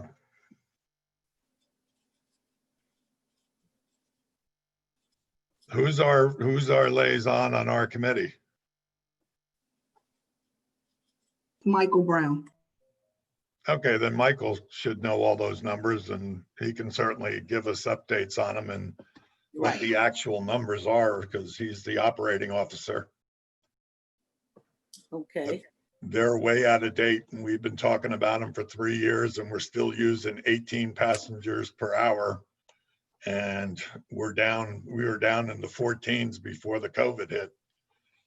So if we're going to use those for any kind of evaluation, they've got to be updated. They're way out of date. All right, Ms. Bacara, Ms. Malden, it's on you. Thank you, Madam Chair. One of my duties to you as your CEO is to keep you abreast of developments at the authority that may impact our authority's ability to deliver the transit services the citizens of Chatham County have come to expect. I honestly stayed up most of the night last night. I've had my first sleepless night as the CEO of CAT. And I stayed up last night trying to sort out and sort through an issue that was brought to my attention for the first time late yesterday. You all, one of the things that I heard in the feedback of my performance during the interview was the passion that I showed with regard to public transportation. And it's genuine because I really do care. I really, really do care. And I know that decisions that are made by the leadership of the authority can seriously impact the lives of many people. And so it appears that the authority's financial situation is worse than what was originally reported to you. I received notice on yesterday by our interim CFO that our current operating account is low in funding, really below the level of 1 month of operating expenses. And we have not received our CARES Act allocation. It also appears that at the start of the pandemic, some of the administrative staff, I guess, determined that a pay structure for COVID that included pay for administrative employees that was kind of a hazard pay or hazard bonus.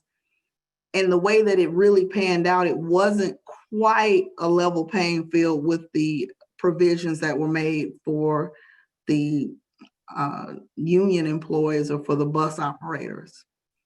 And this was done even though the authority was not really in a position to pay any of our employees hazard pay. I'm regretful of this situation because, as I said, the decisions that are made, they impact lots of lives, the lives of our employees, as well as the lives of our customers. And so in an effort to really understand the situation, take control of the situation, I held an 8 a.m. Zoom meeting with my leadership team to determine exactly the who, what, when, where, and why, And my analysis of this situation is ongoing, but as I interviewed for this position, I promised to lead transparently and honestly.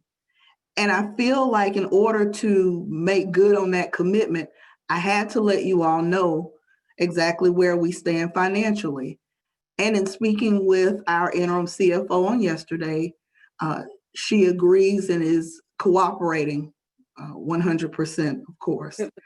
I'm sorry, but can I ask you one question? Sure. Because I'm really concerned about the funding that I think we were projected by August 15 to have monies from the CARES Act. So I guess what was asked before was, when was our application for the CARES Act submitted? I actually received word today that our submission went in on July the 8th. Okay. And I guess my concern is, when we first got into the COVID situation, we had monthly updates and questions were asked about when do we expect to receive the money from CARES Act. And we were told that we were okay. We got the cushion money from the county. And when the CARES Act hit, we'll be in good shape. But I guess my question would be, and I don't know if you know the answer, if we made a July submission, how could we have anticipated August 16th delivery of money? Is that process that quick turnaround? I can't, well, there are several steps. Now, while the FTA has committed to expediting those funds as quickly as possible, I'm just honestly not in a position to answer that question, unfortunately. Okay, well, what I trust is that that you will do due diligence to get us the information we need as we move forward. I've instructed the leadership team to develop several options to reduce the operating costs while maintaining a viable level of transit service for our region. I have asked the chair to consider having a called meeting next week so that we can present some options to the board. But this is definitely not something that I even remotely feel comfortable going out on a limb on my own. We have a governance partnership, and I think it's very important that you all be a part of this, that I bring this to you. Okay. So I hate to stop you, but because we're running into another meeting that that needs to start, I'd like for the interim chairman to weigh in on this situation, if you would. I have no problem doing that, but Michael had his hand up, so I don't want to be disruptive to Michael. Who's that? Michael Holland had his hand up. Yeah, just wondering before we do that, then I see that Mr. Clinton is online. Can you give us a few more minutes of your time? Is it the same line? That is not a problem. All the meetings are on the same line. Yes, it's on the same line. So can we? It doesn't matter. Clinton's a board member, so it doesn't matter. I just let Mike answer his question. Go for it, though. I'm finishing up some stuff. Yeah, I'm just wondering how much of our tax revenue money that we're supposed to get did we get? And I mean, the CARES is going to come when they release it. We don't have any control over that, but the tax revenue we should have already, don't we? But I think what we had control over is submission. That's my question. All right. So my point of contingency when I was informed about this whole piece was I went back and looked at the April board meeting and also the March or May board meeting. And I saw that in 2 meetings, we asked this question and it was told to us in 2 meetings at meeting form that a submission had already been done. And so now for me to hear that July 8th was when, or June 8th was the submission date is totally irresponsible and totally out of character as far as us as an agency is concerned, especially when we were as board members were under the impression that the CARES Act had already been applied for. And so I don't really have any words. I gave Ms. Malden some instructions on suggestions in our first meeting. And those suggestions are to kind of get a time capsule of during the time period when COVID-19 was supposed to be done. And then even with some of the ways of who got funding from what we did was totally out of character and totally irresponsible as far as if I can say any kind of terms. And I know this is a recorded line, but I just think that we did a lot of irresponsible actions when it comes to this funding. Yes, the tax digest, the tax revenue, whatever case we want to say, we're expected to get that on a regular basis. But what we're talking about in specific terms is when we apply for the COVID-19 CARES Act money, that was to give our latitude to our employees and our staffing to be able to deal with what's going on with the pandemic. It had nothing to do with our regular revenue that we always regularly receive. And so I want to make sure that's clear. These are two different kind of conversations we have.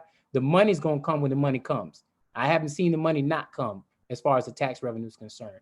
So to bring up that conversation, it has nothing to do with what's going on with COVID-19. And we need to become more responsible and responsive to that piece right there. And I see more people are starting to come on this chat line. So Dr. Robinson, I'm gonna cut it off there because we have to cut the recording to be able to record for the next meeting. So therefore they're not running in together. So Ms. Malden, again, as a board member, I trust that you will do what you need to do and bring recommendations back to the board of your findings. I'm sorry, go ahead, Ms. Malden, I'm sorry. I just acknowledged and said I will. Okay, so at this point, I do need to call, adjourn this And is meeting. that meeting next Tuesday? What time? We have not set the meeting, and after the third meeting, then we'll make sure we set that meeting. Oh, yeah, because our regular meetings are August 18th for the governance meeting and August 25th for the board meeting. Okay, having said that, the meeting is adjourned, and thank you, Mr. Clinton, for giving us a little bit of your time. We're signing off. Cara, can I ask you one question before you leave? The meeting's No, gonna. that ain't up, girl. That's up to me. So, no girls go on and say, I just want you to eat my. Dr. Halloran? Beverly, you might want to, well, Yeah, Dr. Halloran? it's a request that I can call her about. I just wanted to ask her why her and Ms. Royal were on about the request I made for my payroll record. I actually have it and can email it to you right now. That's perfect. Thank you. I need to send that to my disability people. All right, Beverly, what I suggest you do is you don't have two run-on meetings, to cut the recording and then start the recording back. That way you have two separate recordings. Yes, sir. I'll do that now. All right. And Clinton, I am only here in observation. I am not here to run your meeting, my brother. Are you gonna stick around? No, sir. I have a 4 o'clock, so unless and I gotta get prepared for that. So I'll hang around, but I don't expect to say anything in the meeting, brother. Yeah, cool. Okay, appreciate you, man. Tabitha should be on. Tabitha should be on.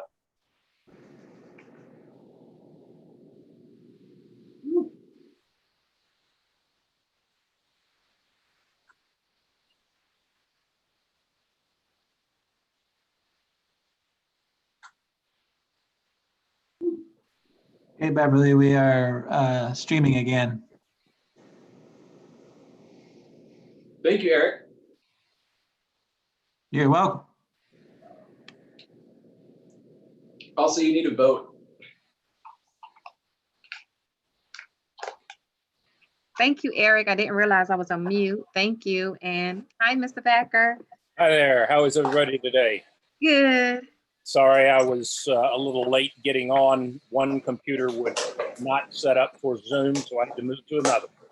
No, actually, you were on time. We were finishing up the last committee meeting. All right, very good. So I just blocked out your camera for a second. So we got into the right meeting. All righty.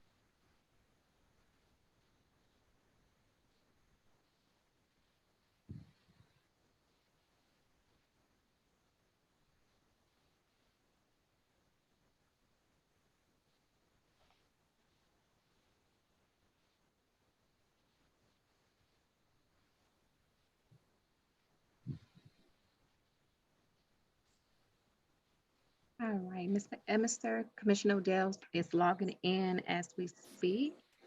So just a few more minutes for her connection.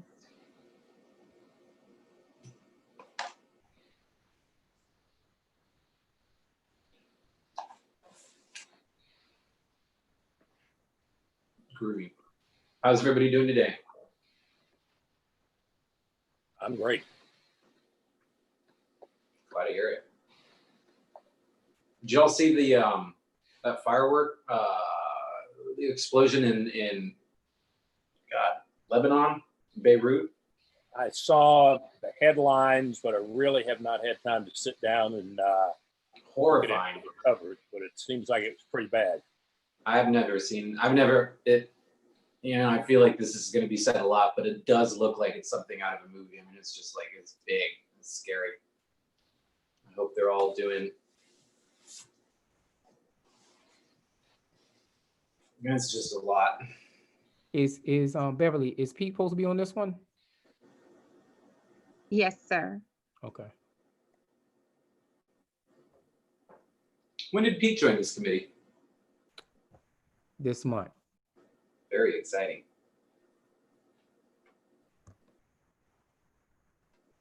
Beverly, have we heard from Pete? I spoke with him on yesterday and he had all the information written down on his paperwork to dial in. Great. And I need to check on him as we speak to see if he's able to.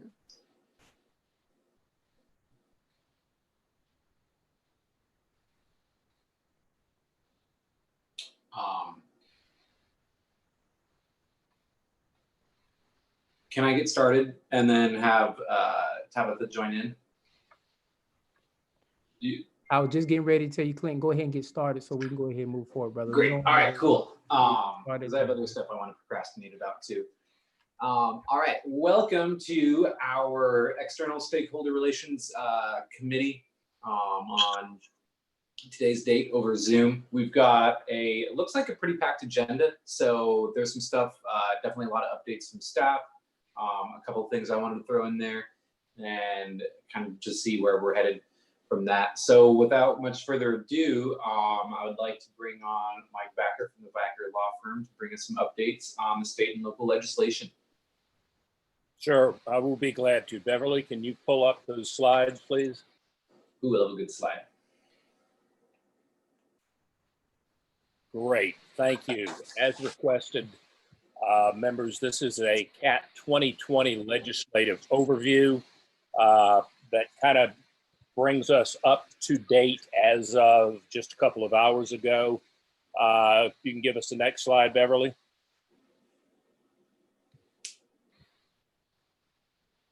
Which basically requires a little bit of history for members that have not necessarily been on the CAT board going back to 2017. 2017 is somewhat of a critical year. This is the year after the House and Senate had a transit study committee that traveled around the state. There were high hopes that there was going to be a joint transit funding and governance commission formed, but at the end of the day, the Senate reneged. The House did form the commission through House Resolution 830 session. There were 17 members, including CAT's then CEO, Curtis Colaber. Rhonda Briggins was on there, who was a CAT Director of Government Affairs representing GTA. Liz Hausman, Commissioner from Fulton, was on the board. Charlotte Nash, the Commission Chairman from Gwinnett County, was on the board. and Larry McDuffie, who was the head of the Athens-Clarke County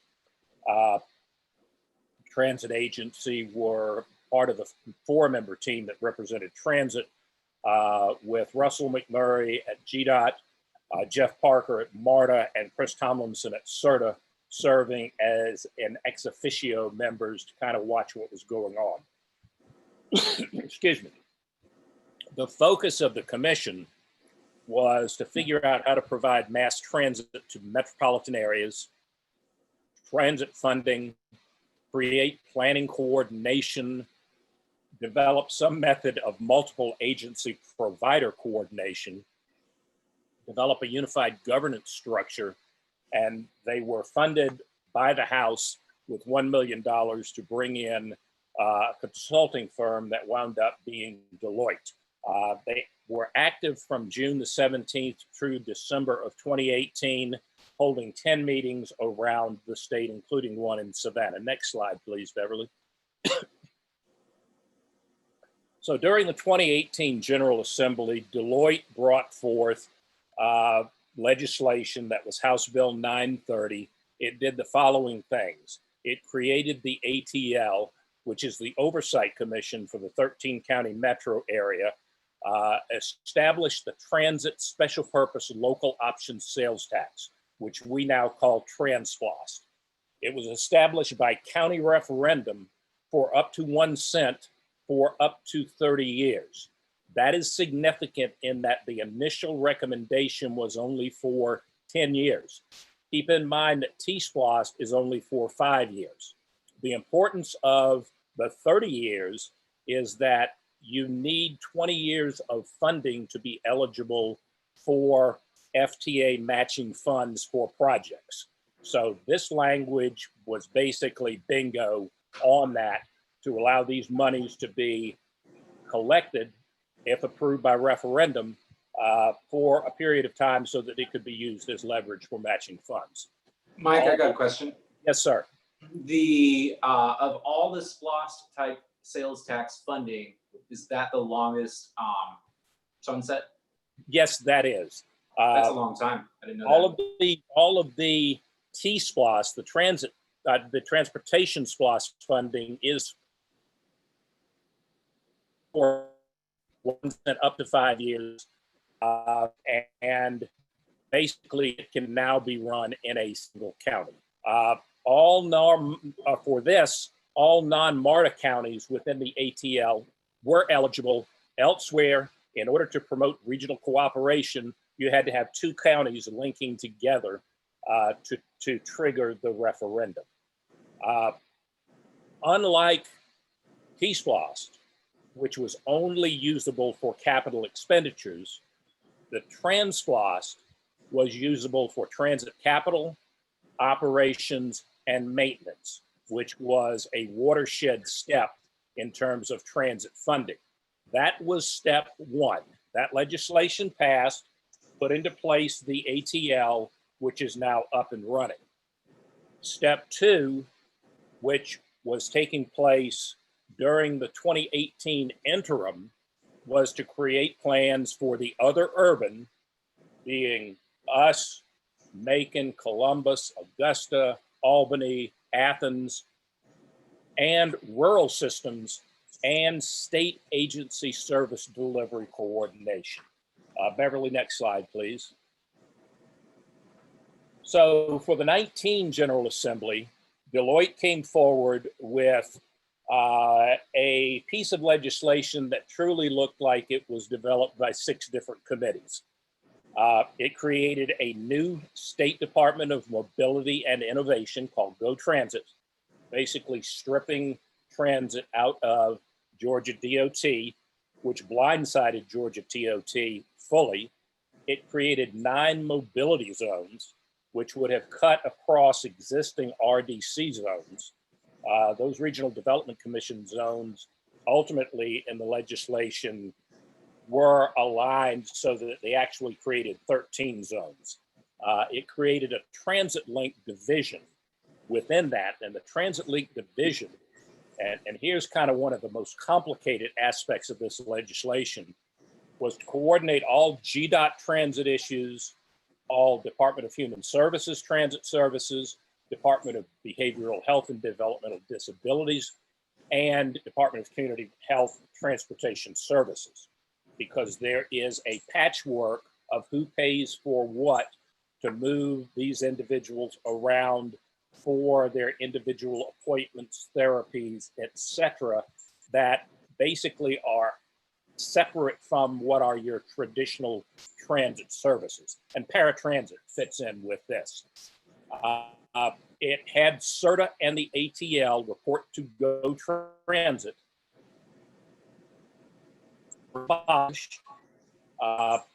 GDOT opposed that as well because GDOT uses CERTA as a funding mechanism for bond funding for a lot of their transportation projects. It established a 50-cent per ride tax on Uber and Lyft for transit. Single county TransPlus, which we had been after for a couple of years, we got. We were finally able to convince the chairman over the objections of Deloitte that a double county mix simply would not work. And it took a push from Curtis, myself, and Larry McDuffie in Athens Clark to convince him that the rural counties that surround the urban transit centers are not really interested in becoming involved in those transit systems or providing any funding. However, having said all of that, given the weight and the complexity of this particular legislation, the opposition of GDOT, the opposition of a number of other organizations, this died on the last night of the session in a conference committee when it was combined with airport funding, Atlanta airport takeover, jet fuel sales tax, etc. Next slide, please. So we move forward to the 2020 General Assembly, where we still have House Bill 511 that existed not only in the conference committee, but existed in its last form in the Senate Transportation Committee, which is where the ball was picked up. At the same time, the House Transportation Chairman, who was a sponsor of the legislation, and the Senate Transportation Chairman were both running for Congress. The House Chairman lost, the Senate Chair withdrew, but at the end of the day, their focus was really diverted. Kevin Tanner, the House Chairman, continued to pursue. The Senate was not interested and basically refused to hold a hearing on any version of the bill, holding it out as a bargaining chip. The Deloitte recommendations were abandoned as totally unworkable. We never saw Deloitte again. And the House Bill 511 that finally emerged through an agreement between the House Chairman and the Senate Chairman, this is the kind of stuff that takes place behind closed doors, only addressed problems with the ATL board structure. At the same time, part of the deal to allow that to move forward, the House Chairman was successful in amending language in HB 105. HB 105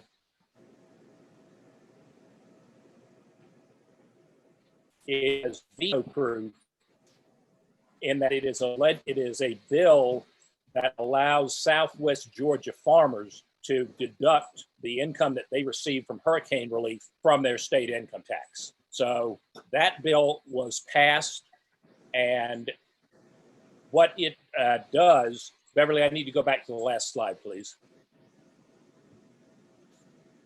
No, not the last one, the one before. Two more. Bottom line, what it does is it sets up a 50-cent Uber Lyft transportation tax per ride, 25% per rider for shared rides. 100% of that goes to transit capital.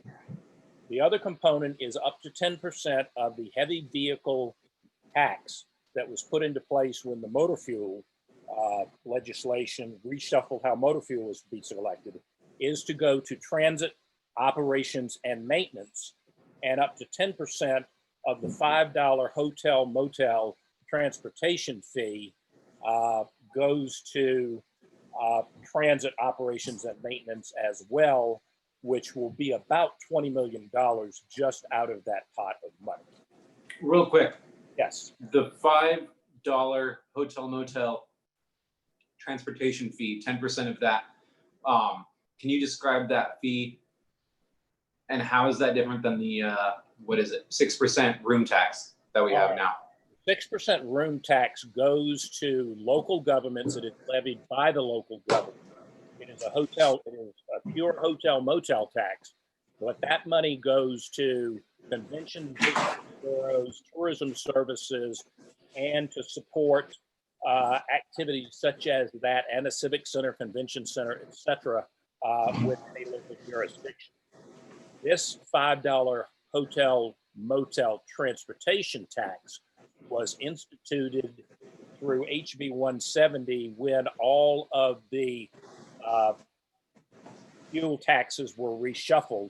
And this was a way to gain another 150 to, at that time, $180 million going directly to transit capital operations. This piece of legislation reaches out and grabs up to 10% of that money and allows it to be spent not only for transit capital, but to be spent for operations and maintenance. So that's the differentiation on that. Interesting. All right. And that did pass. That did pass, and that and House Bill 511 are sitting on the governor's desks. Tomorrow is the last day that the governor can sign bills. I had a couple of conversations this morning with the CERTA folks and who run ATL about what they're hearing on the status of either piece of this legislation, and they've not heard anything. The good news is, if the governor were going to veto this, generally he would have given the bill sponsors a heads up. We've not heard anything on that, but we're waiting to see.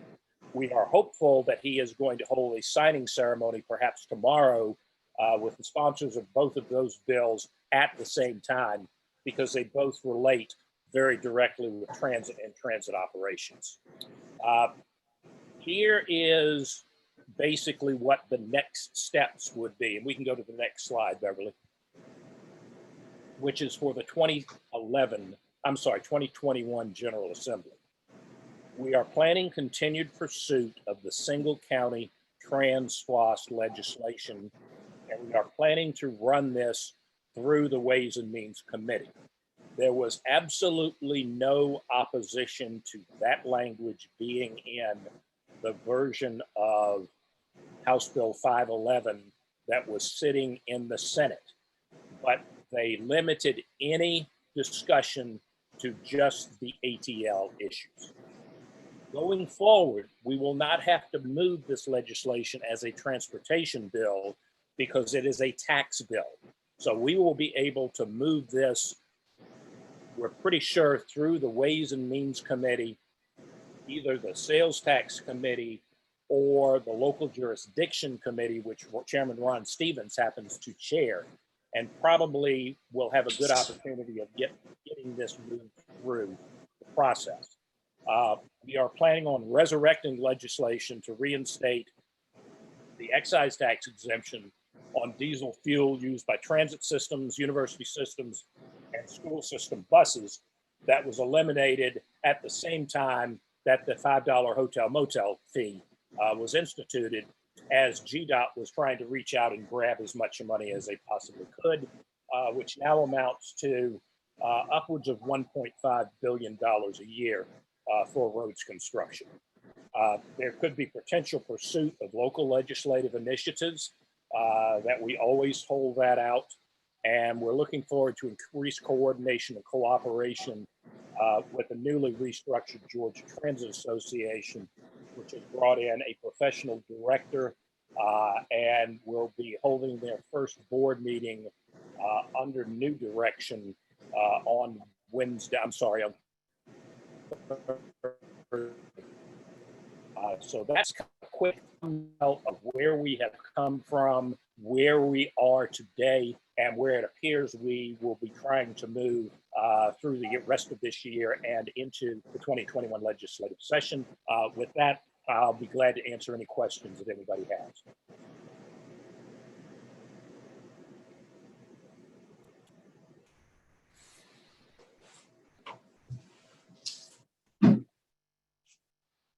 I feel like I got most of my questions answered during the presentation. Great, thank you very much. And if you think of anything, please forward me an email. I can bury you with paperwork on the various documents that generated the legislative activity that moved forward if you are interested. But basically, all of that is past history and is dead. We have a clean slate to move forward and what we think will be a successful plan to do so. Very cool. Thank you, Mike. All right, thank you. And unless you need me for other things, I'm going to sign off and take care of a couple of other issues that need to be addressed relative to CAT. I'll reach out if I need, but I think we should be good. Thanks, though. Thank you so much. Appreciate it. Bye, Mike. Bye. Hey. Bye.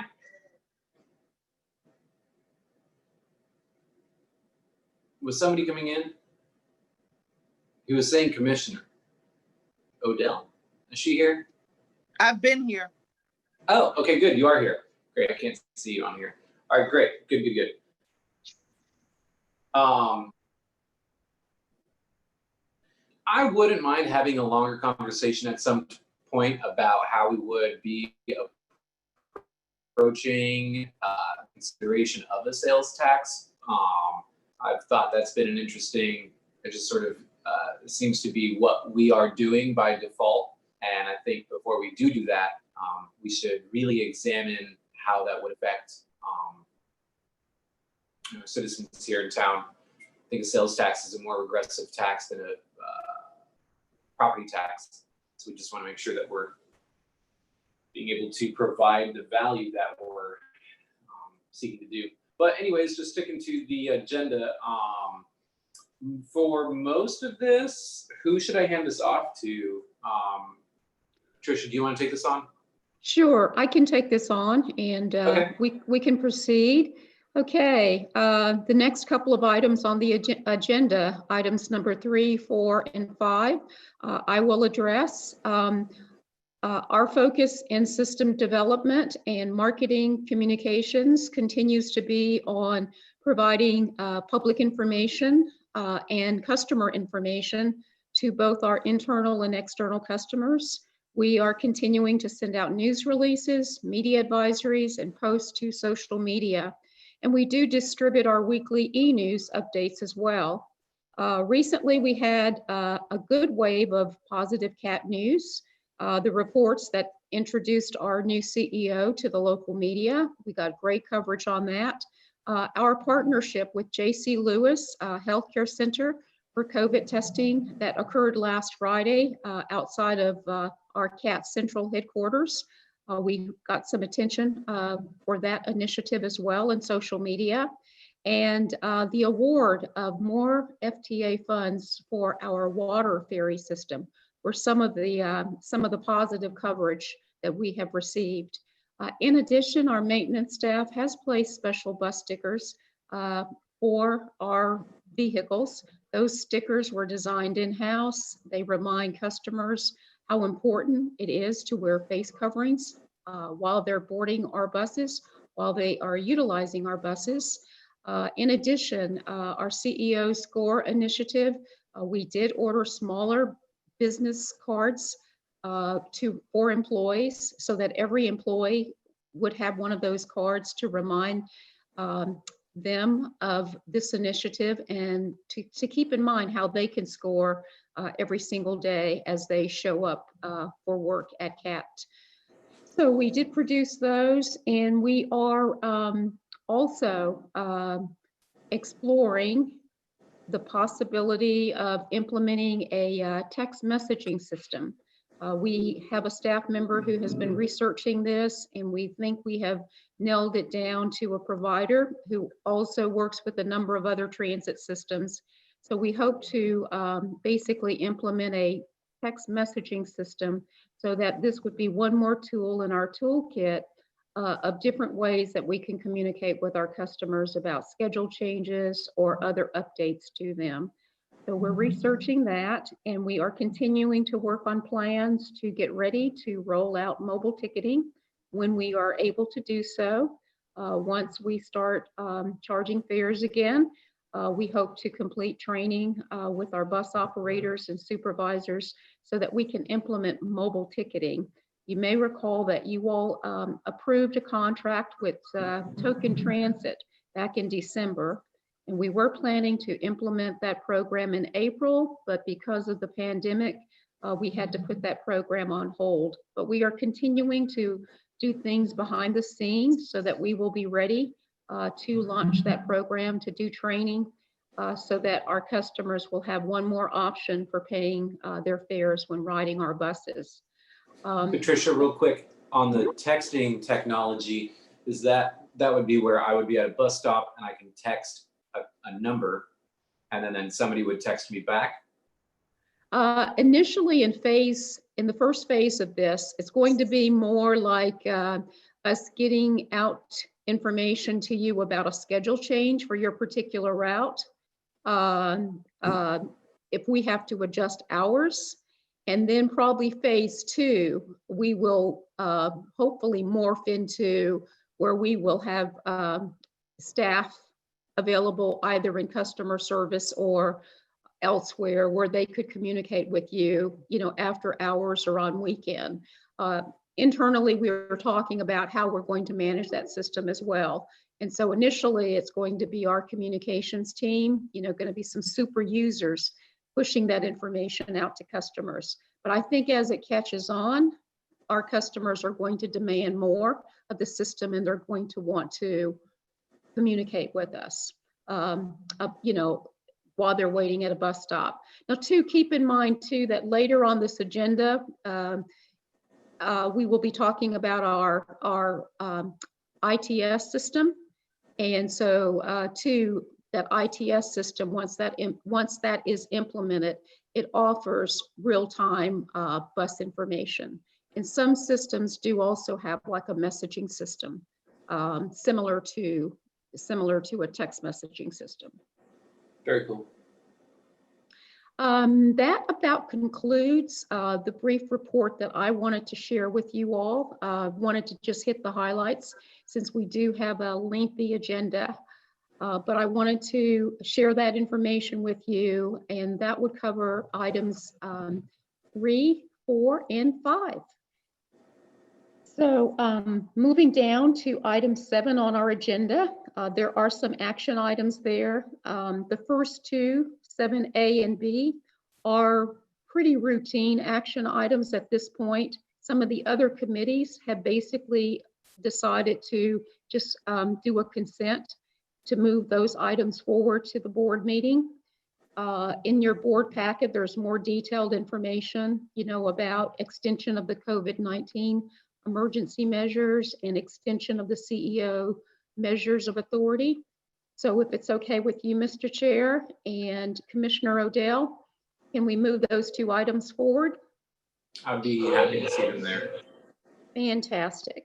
Okay, item 7C is a presentation for you all. And Miss Erica Franklin has made remarks at the other committees, and she's available to talk with you about this item. Hey, good afternoon, everybody. Hi, Erica.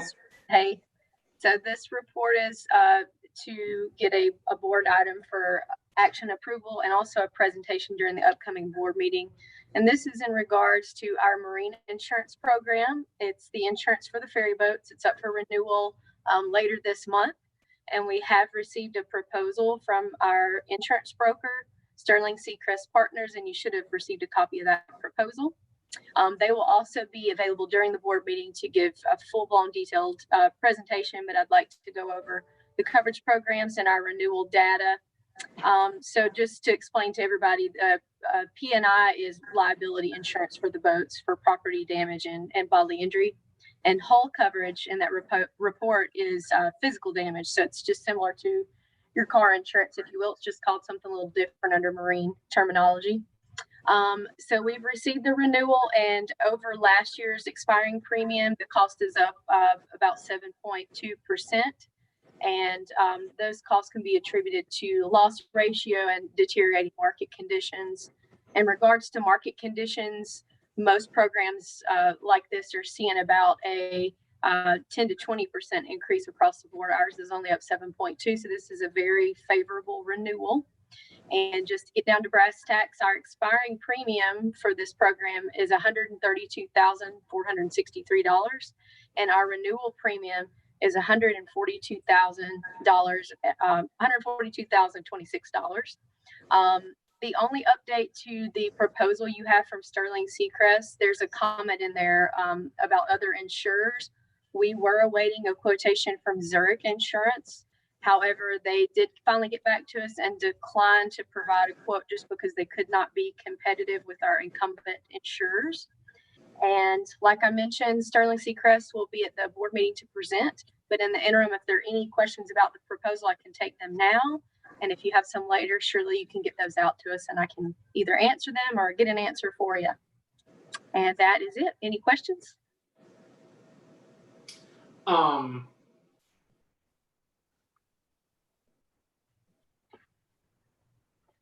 When did, no, I'm good. I'll look that up later. But just sort of I'm always very much appreciate the presentations, Erica, on insurance. I'm also always shocked by these numbers and the increases every month or every year. And so this wouldn't necessarily be a question about this insurance. I'll ask it here in the committee. It seems that insurance overall, health insurance coverage, hull and marine insurance is all going up at a rate faster than kind of our other expenses and our other revenues in general. Is that, and that seems problematic as well, given kind of our limited revenue streams right now. Right. Is that just a thing we deal with? I mean, has that been happening for, is this an ongoing, is this unique to us, or is everybody dealing with it? It's not unique to us. And in all of these proposals, you'll see at the very beginning, before it gets down to specifics about our costs, it'll tell you data about the market in general. Since we are such a high-risk operation, those markets are very hard, especially for like your liability insurance for your commercial auto. And speaking particularly to this coverage, it is a very high risk. 7.2% increase. While you look at the numbers, it seems like a big number, but our broker, Sterling Seacrest partner, has a very vast reach in the market to reach insurers that cover this type of risks, and they market these very, very well. You'll see they even include a list of who they market them to make sure our pricing continues to stay competitive. And there's not a lot you can do when it's a hard market, and they're writing programs 10 to 20% increases. Honestly, those numbers, especially now this year, are just seen all over the board as increases as you go through certain economic impacts. COVID has definitely affected insurers' willingness to write programs. I feel like we've been very fortunate because of our internal programs with CAT and Seacrest diligence to help market this to get us competitive pricing, whereas some agencies are having a really hard time finding companies that will write their coverages.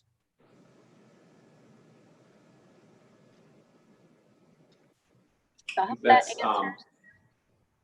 Yes, it does. I will say we continue to stay competitive and receive quotes, whether it be a declination of, hey, we won't quote you because we can't be competitive with your incumbent insurers, or, we at least make sure they're reaching out to those markets and getting feedback from those insurers. They don't continue to just go to the same insurers.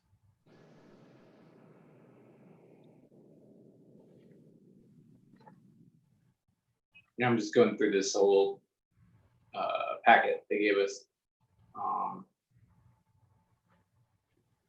Very detailed. It is very detailed. This one's shorter than the property and casualty. Yeah, much shorter than that one. Yeah. I don't know. I mean, I just think it's interesting, especially as a, yeah, I guess we'll, I don't really have yeah, very cool. Thank you. You're welcome. Thank you. Commissioner No Odell, problem. do you have any questions? No.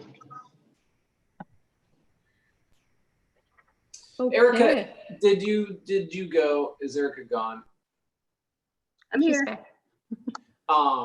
Here all day. If it's not that much trouble, and I really mean this seriously, if it's not that much trouble, I would be interested to just see, for my own humor and curiosity, the percentage throughout the last maybe 5 or however much data you can throw at me of how much we're spending in insurance versus our other costs. And I guess sort of like the coverage that we've got, the liability, the money that we're spending on keeping ourselves covered. Because is this something that we need to be worried about? I mean, if it's increasing at, on average, 7.5% or 10%, but our revenues are only increasing at 2 or 3%, or the tax digest is only increasing at 2 to 3%, then that, to me, there's going to be some sort of point where those two linear progressions intersect, and that's a bad deal. So maybe, Bakara, this is a question for the organization as a whole. If this is a cost that is increasing faster than the others, do we have a plan to figure that out, or will we just continue, pulling money from other places? But insurance really is based on the market and based on the number of losses that happen throughout the country, not necessarily just in our region. Our rating is based on our region and our loss ratio, but the market, we have no control over the market. Like it could drop next year. If the rainbows came out and unicorns fly, it could drop next year, or something. We could have a typhoon off the coast of California, and then the rates would go up 40%. I mean, it's really based on the catastrophic losses throughout the country. But we lock in our competitive advantage by using a broker as opposed to singling in on one particular company. Exactly. Right. Yeah, so that's how Sterling Seacrest is an excellent broker. They are. They really are. And I'll add to that by saying, our vicinity, our coastal exposure adds to our cost one. There's different factors. For example, everything Ms. Odell mentioned, plus as we continue to grow, as we continue to add employees, salaries, equipment, facilities, all of that is going to have an effect on our bottom line premium. So there's a lot of things that come into play. The market's been rough, but the more vehicles we buy, the more people we hire, that's going to increase our cost. All that factors into that equation. And being in a flood zone, because all of Savannah is a flood zone, being on that generational curse of hurricanes every year, and we are greatly impacted by Florida. So whenever they get completely wiped out, our rates go up. What a strange world. It is. I think that's Insurance. Honestly, I just. It's a great profession I chose, right? Whenever you give these presentations, I'm just like, how are we gonna do this? But all right, I trust you guys, and very cool. All right, well, I'm good on that. Let's keep going. Okay, well, I'm still here if you need me to come back. I'm just turning off my video for now. All right, sounds good. Thank you again. You're welcome. Thank you. Okay, I guess the next item, Mr. Chair, on our agenda is item E, naval engineering. Well, also, was there any conversation on putting item D on the consent agenda as well? I mean, I really don't know, but I don't know how to negotiate that, so I'll just pass it. Yes, that would be advisable. Great, let's do that. Fantastic. Thank you, sir. Yeah. Okay, so agenda item E, Naval Engineering and Design Service Contract Amendment. Our chief of Administration. David Stearns is going to update you all about this item and then the next two items after that, Mr. Chair. Good afternoon, Mr. Chair. So for item E, Naval Design Service Contract Amendment, what we're seeking is an amendment to the Naval Engineering and Architect contract to increase the contract by $15,000. This amendment seeks to pay the naval engineer additional sums to create revised drawings and obtain revised approvals from the Coast Guards, as well as do the revised passenger calculations. Basically, what we were trying to do with this ferry rehab was get rid of the very loud hydraulic drive systems. And so what we initially wanted to do was take them out of the boat completely and go with like a shaft drive. So the naval architect kind of proceeded in that path, but subsequent to that, it was determined that the only Buy America compliant shaft was in fact updated versions of the hydraulic system. The drive shaft that the naval engineer was seeking was actually made in Canada. And if we want to use federal funds, we are obligated to have any part that we rehab a ferry or any transit vehicle for that matter be 100% made in America. So basically this amendment would go back and allow the naval architect to go and revise the drawings and the approvals, Coast Guard approvals and all that we need in order to do the scope of services for the rehab. Sounds like we've been shafted. Kidding.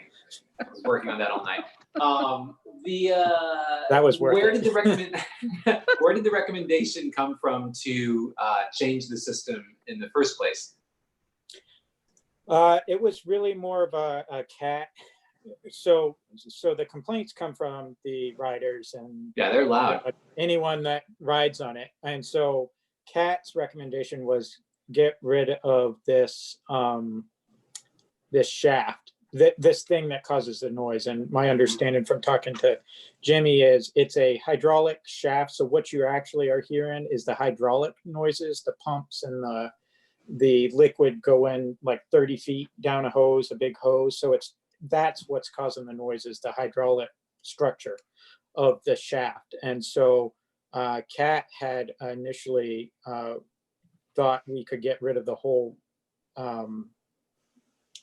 shaft, but subsequently it was learned that well, there's no shaft, there's no solid shaft that's made in America that would work for our boat.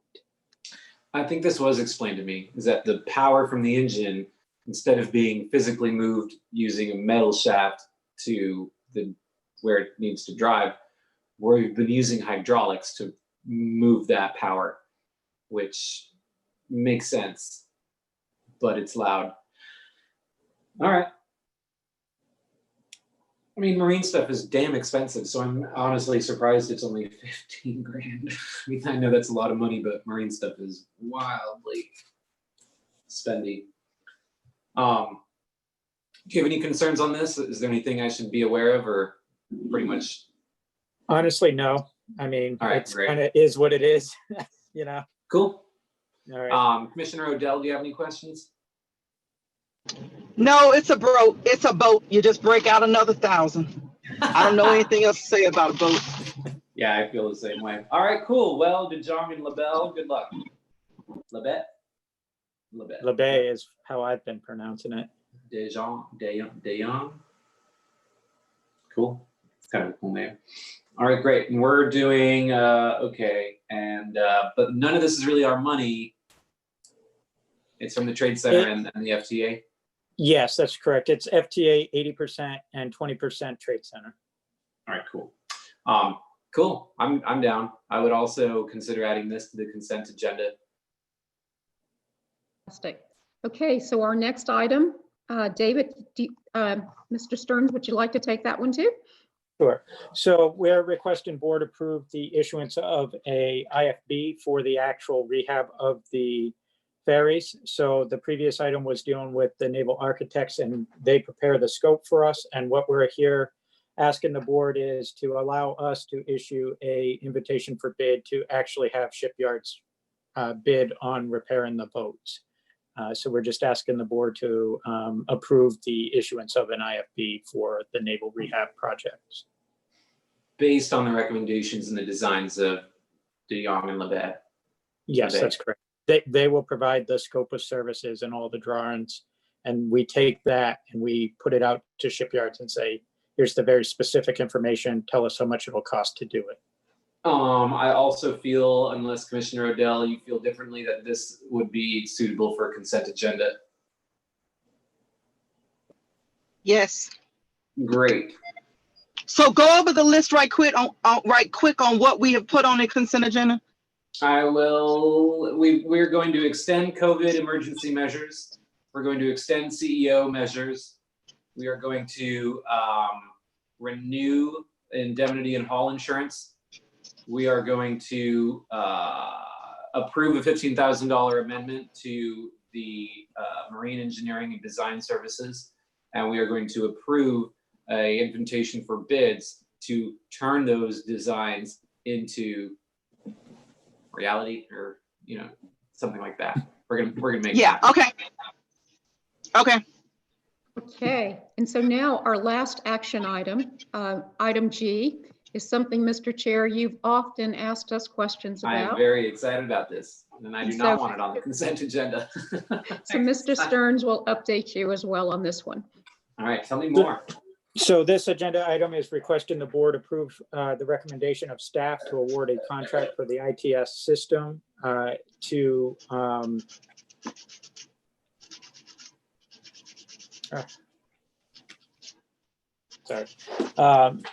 to Clever Devices Technologies. This is basically something that's been ready to go to the board, but we've been waiting. And so this is with the caveat that we want to seek the board's approval for the award of the contract, but we will wait to actually execute the contract until we have the guaranteed funds from the FTA in hand, I guess. Question there. When the FTA does finally obligate themselves to this, will you need to contact us again, or we're all good?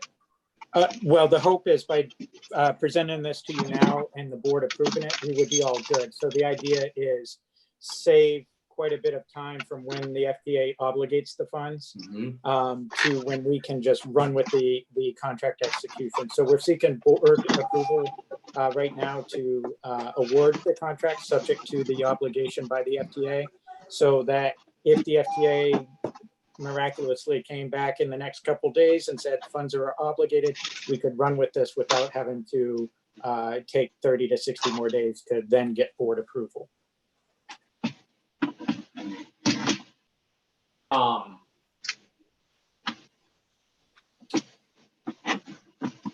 I'm very excited about this. I almost feel like I have so many questions I don't even know where to start, other than I'm really eager to get this into CAT as soon as possible. And then additionally, I think it'll change a lot about how and maybe I'm wrong, it'll change a lot about not only how we are using or thinking about our buses internally, but the public perception and feeling of how the buses are used. And so I would imagine that we're going to have to, as a stakeholder relation committee, how can we help, or how can you use this committee to get the word out there and help people as they navigate some of the changes? Yeah, go for it. I think one of the biggest things is that once we get this system, we need to make sure that we're utilizing it to its full potential. Yeah. And as we utilize it to its full potential, as we roll out different programs that are possible as a result of the system, that's the part that we need to communicate and educate the public on. We need to first, I think, educate and then blast it out, So kind of sounds like we'll install this software and we can do that under the cover of night and no one would really know. It wouldn't make any difference to me as a rider on the bus. And then, all right, it all works out. Nothing exploded. So now step 2, now we're bringing this program online and you can, I don't know, give me an example. What is something kind of new that we could do on this that we won't be able to do that we can't do now? Well, I know someone that's using a system very similar to this by the same vendor that is, they're using that as a basis to count passengers in order to determine the number of buses needed on a route. So, okay. For instance, Pittsburgh, I'll just say Pittsburgh, they have, because it was in passenger transport. So they have linked this into a software program that allows them to receive automated information once the buses reach a certain capacity, and they are able to make real-time decisions and changes based on the information that they receive. So that, you know, for instance, I'll use on Route 14. We get this complaint a lot on Route 14. The buses get to capacity really quick because that's one of our busier routes. Yeah. And so maybe, and I'm not saying that we have this capability yet, but maybe we can look into how we can utilize this software procurement to help give us a competitive advantage as we try to manage our bus, you know, our service in terms of how many buses we put on certain routes and things like that, based on the demand of the customers. And Mr. Chair, cool. The only other information I'd like to add to that is that this is really like an intelligent transportation management system too. So this system will also send key reports to the maintenance department regarding the condition of the buses. And then too, what the public really likes about systems like this is that we will be able to push out real-time bus information to customers. So they will be able to get the information like either via their phone, or some systems have signs at super stops within their system that gives them that real-time information. So we'll have the ability to feed it into PIDs. We'll have the ability to, PIDs is in passenger information displays. And we'll be able to feed this information maybe into a better app situation at one point. There are just a lot of things that we'll be able to do with this system. And we're just really excited about just having, this is step 1. There are going to be some other steps beyond step 1, but we've taken a very, very important step, which is step 1. And then plus we'll have to install hardware in addition to the software. So that's a phase 2. And sometimes that period takes longer than people anticipate, because like at every phase, usually the vendor will stop and do a test, and then the system has to accept what was completed at that point before they go on to the next step. So usually the real-time information, pushing that out to customers, is that last step, because everything else has to work 100% before you have good real-time information. But we'll even be able to open the data to like Google Transit so that they can get real-time information on our system. Currently, we just upload the printed schedules to them, and so that's how they get the scheduled information. But we're excited about this, and we knew you would be too. Yeah, I also think, and that's the only, you know, and honestly, I'll, if you guys think, if I only say that this should not be on the consent agenda because I think it's I don't really have a good reason. So maybe it's also on the consent agenda, but I feel like it's a fairly, other than the other ones, which are kind of, you know, we may want to have a discussion about this just so there can be a public record of it, if anything. I am very supportive of it. Don't let me let you think that I'm not. I just kind of want to make a bit of a buzz about it, if at all possible. I also think that that there's a good story around how we're funding it. Not only with, so as I recall, this is coming from SPLOST, and then also partnership with MPC. And so like That's cool. I mean, there's a story right there, you know, collaborating entities and planning and transportation, working, awesome. And, you know, I think that's a very, very cool story to be told. And it's a great example of SPLOST being put into, I think, exactly what it was designed for. I think it's great. Commissioner Odell, do you have any questions? No, I'll interrupt. All right, cool. I'm down. Again, I would say I don't necessarily want it on the consent agenda, just so we can kind of have a board discussion about it, because I feel like this is one of the more larger and interesting purchases. And it's like $2 million, so. That is your privilege. All right, great, let's do it. I'm going to put that privilege to work. Okay. What do we have under old business? Looks like we do not have any old business. Great. Okay, under 9, new business, historic bus stops. Bakar, do you have any context on this? Or do I get have the pleasure of what are we telling you? doing? What are we doing? We're talking about lollipops. So for passengers? We received a request from one of our neighborhoods to possibly, and I think we received this request actually from you, Director Minster, about a neighborhood wanting to purchase one of the historic signs.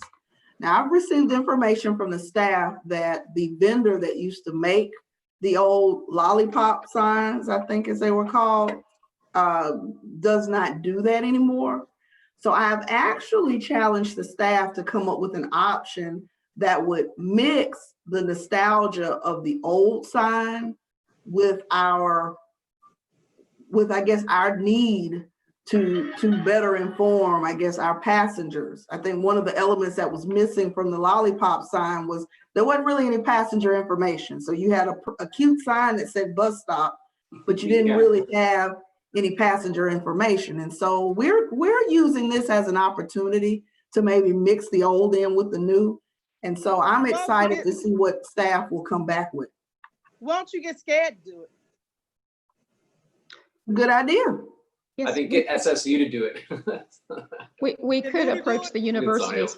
What we really like about this idea, though, that the neighborhood association that approached us, they offered to pay for it. And so, you know, we really like that because those old orange signs, those historic signs are cast iron and they're very, very expensive. And so we really like the fact that they approached us and said, hey, we're willing to pay for these if you can help us find a vendor to get them replicated. So I'll just review the conversation I had with Miss Wood, Artist Wood from the Ardsley Park Chatham Crescent Neighborhood Association.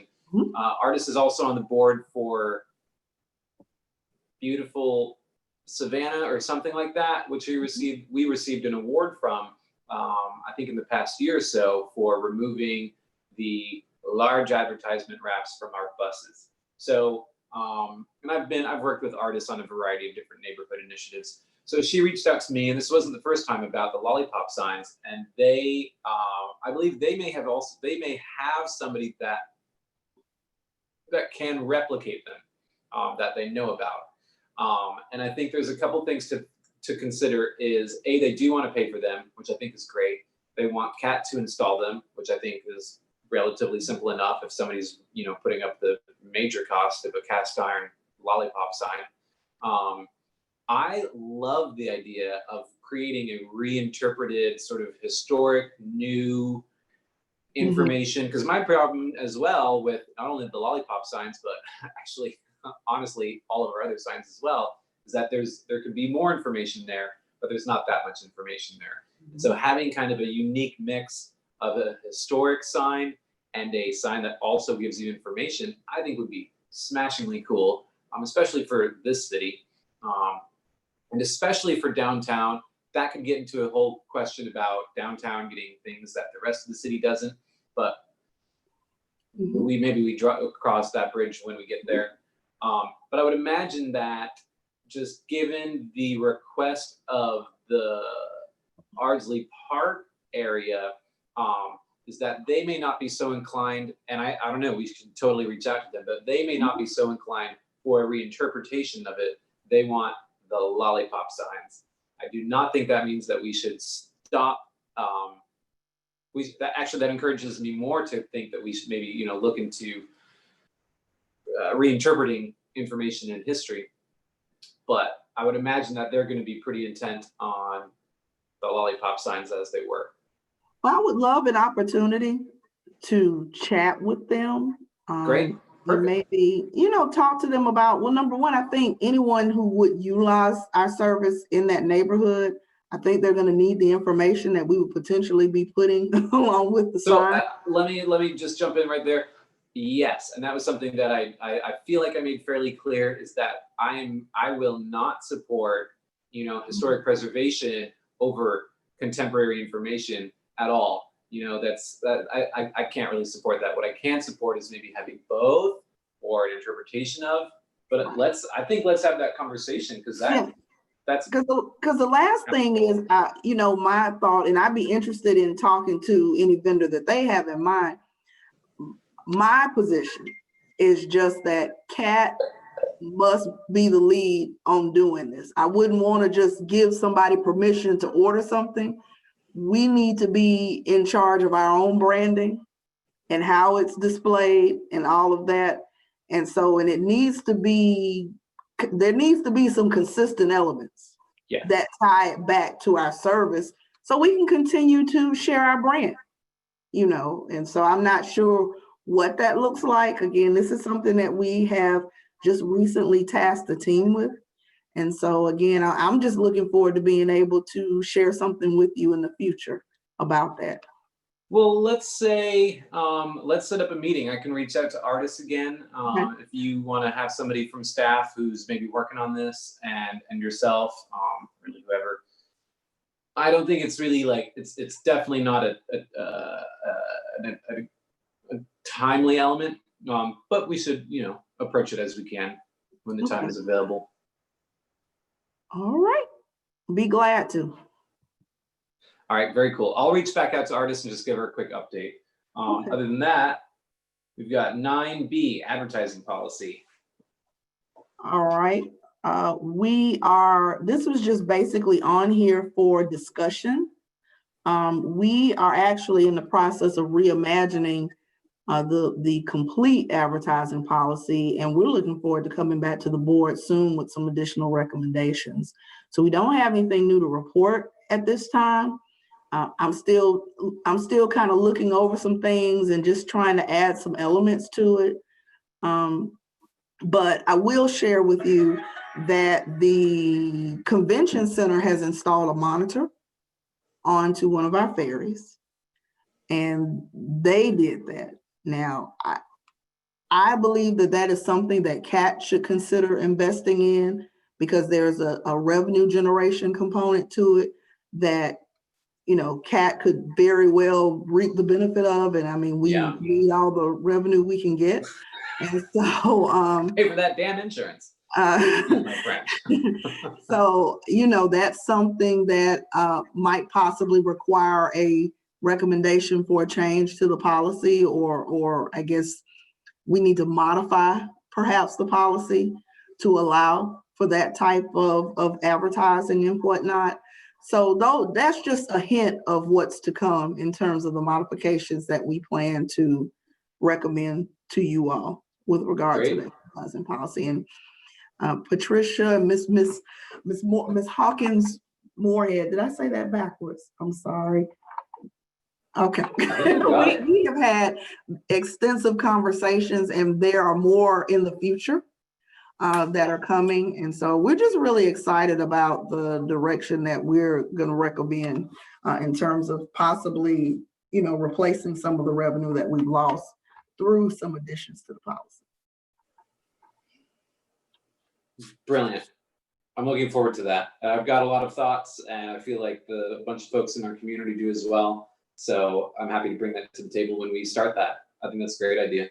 Not recommending bus ramps. Just no, I'm not recommending bus ramps.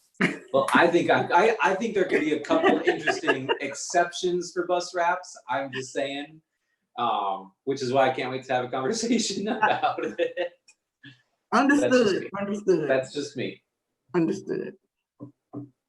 Cool. Mr. Are we done? Mr. Chair, I do remember some of the conversations that we've had too when you've brought this topic up before. And I've shared some of those comments with Ms. Malden and Commissioner Odell. I do remember some of your comments too from past committee meetings. And so we'll definitely talk about all of y'all's other ideas as we work on that new policy. Awesome. So once at the appropriate time, I do have an item of new business that I have shared with all the other committees, and I feel as though I must share it with you all as well. Let's do it. Okay, well, you might not be as cheerful, but wanted to make you aware that yesterday I was made aware that our current operating account is running low. And we have not received the CARES funding as of yet that we have anticipated. In fact, I was informed that the application went in on July 8th. And I was under the impression it had gone in before that, but nonetheless, our operating funds are running very, very dangerously low. And so I felt like it was important to make the board aware of those developments. I have started the process of investigating. I have looked into items such as payroll, how funds were expended, all of that in an effort to understand why we are in the position we're in. And I have charged the leadership team with coming together to formulate a solution. I don't have a recommendation for you today. Mm-hmm. However, I have requested a call meeting. I have reached out to the board chair and talked with him extensively. And I've requested a call meeting, hopefully for one day next week, where we can come together and bring recommendations for the board to consider. I got all kinds of questions. Yes, ma'am. So this would have been under the responsibility of the CFO. The prior CFO. Yes, the prior CFO, because we don't have one now. Well, we have an interim. She's interim. Okay, so this is a Terry issue. Yeah, she had the responsibility for submitting the application, yes. Okay, and so when she told us that the application was submitted like in April, that was a lie. Because it was submitted in July. Based on the information I have, yes. Okay, and when she came before the commission and told us that the credit line had not been used, does this mean that since we're running low on operating funds that the credit line has been used? I have been told that the line of credit has been exhausted. So when she told us that the credit line had not been used in May, we've used $1.5 million between May and today. I'm working to gather that information, but it appears that we have on the surface. And the reserves, because we had a significant number in reserves.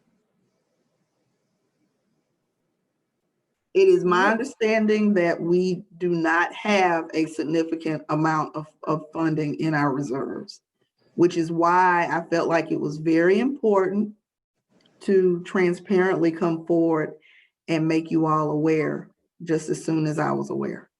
So how much money, how long do we survive on the money we have left? Not even a full month. At the same.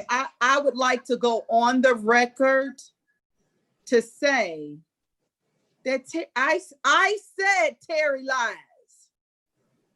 Does anybody remember me saying that on this board?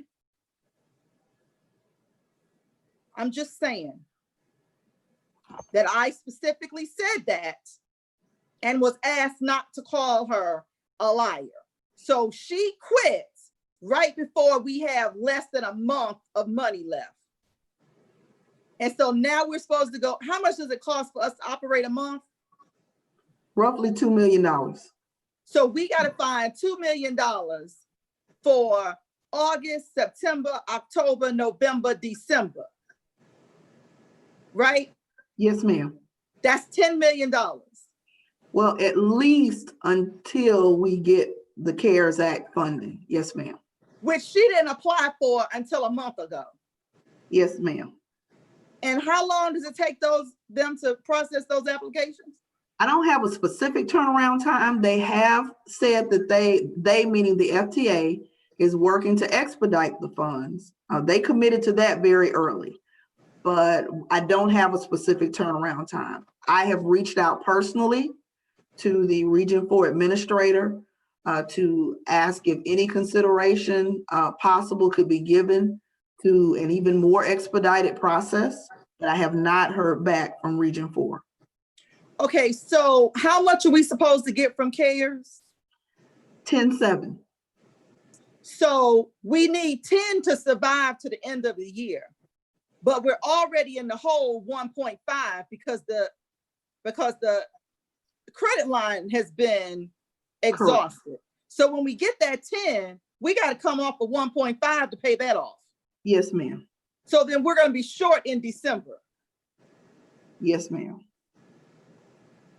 Okay, I sent an email and I said, are we meeting all of the criteria so that we will get full funding from the CARES Act and our PPP?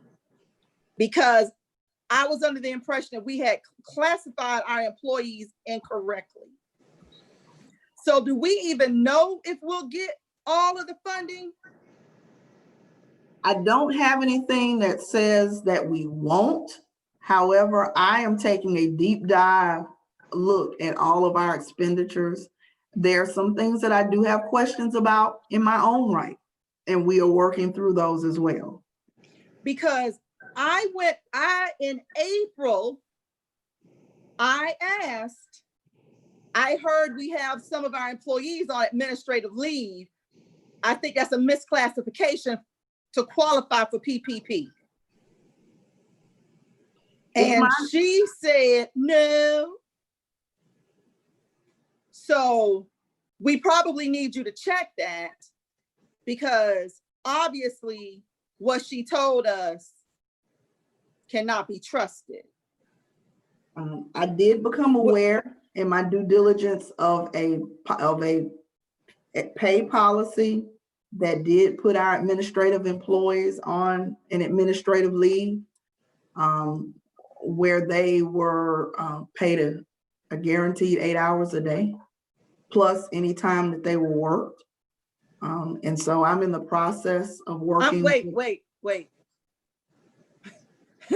They were on a guaranteed administrative leave so that they would get 8 hours a day plus the time that they worked.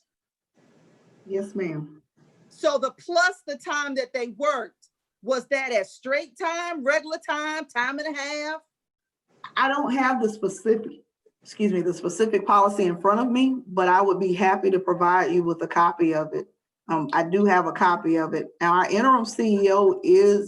former interim CEO is on the line. He actually, I believe, authorized that policy. And how can they have a policy that they didn't bring before the board? That can't be a policy. That must be a practice, because a policy would have had to come before the board and would have had to come before policy review. Real quick, can we split this conversation up? I've got some questions on the financial stuff too.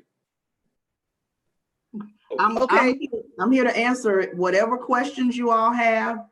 Okay, Clint, if you want to ask yours, but I would really like to know how a policy got in place that didn't go through policy and board. Clint, I'll reserve mine until you finish. Go ahead. All right, great. Because I think it'll just for my small brain's sake. So, okay, so I just got a couple questions on funding and kind of, I guess, how we got into this situation. So, so I'm trying to think, so we didn't receive any CARES funding. Not yet. Right? Not Right. yet. And that was to be $10.5 million. Right. And there was a period of time where I'm just trying to wonder what,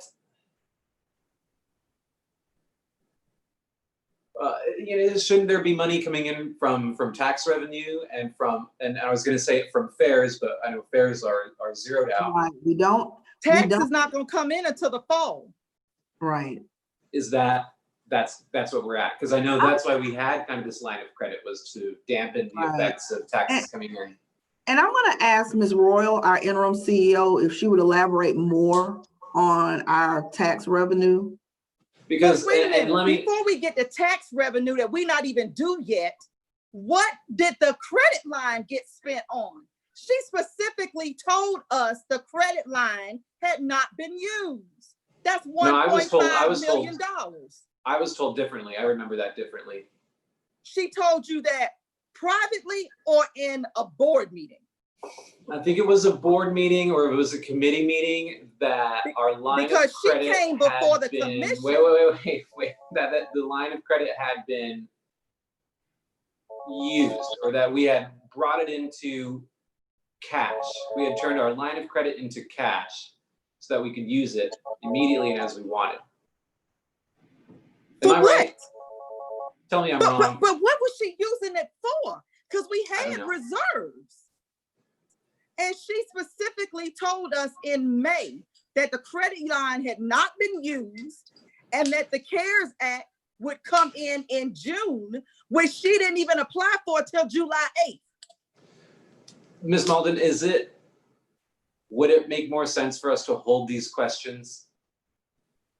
I mean, because I've got a lot. To be honest, the more questions that you ask, I'm taking note. Okay, all right, and great. I mean, I have someone taking note of your questions. And so it would be helpful to know what questions you have so that when I do, hopefully the chair, the acting chair will grant my request. I actually asked for a call meeting specifically to address this issue because I'm going to need, I mean, we're going to need the board to, one, weigh in, and two, make a decision about how we need to proceed. Because we have no money. Tabitha, I will just, let's ask questions, but let's try not to interrupt. And let's not expect that we may get any answers back, just given the timeline of this. But let's ask some questions. I mean, well, first of all, no, I didn't sleep last night. Okay. I literally did not sleep last night from the moment that I was made aware of this. Just trying to get a handle and review what information I did have. We had a executive leadership team, which is all the chiefs. We all had a call, plus HR. We had a meeting this morning. And I have tasked that team with coming back with some recommendations that I'm actually due before the close of business today. And we have a 5 o'clock call on Zoom to start putting together. I felt like it was important for me to make you all aware of the problem right away. But when I come back before you, I don't want to just talk about the problem. I want to at least be able to offer some potential solutions. And so that's what we're working on right now, is coming up with solutions for how we feel the path forward would look like, because I'm just as you all are frustrated, I am frustrated. And this is a position that I don't intend on being in anymore. So we are going to do everything that we can on our part to do our due diligence to ensure that we're not here.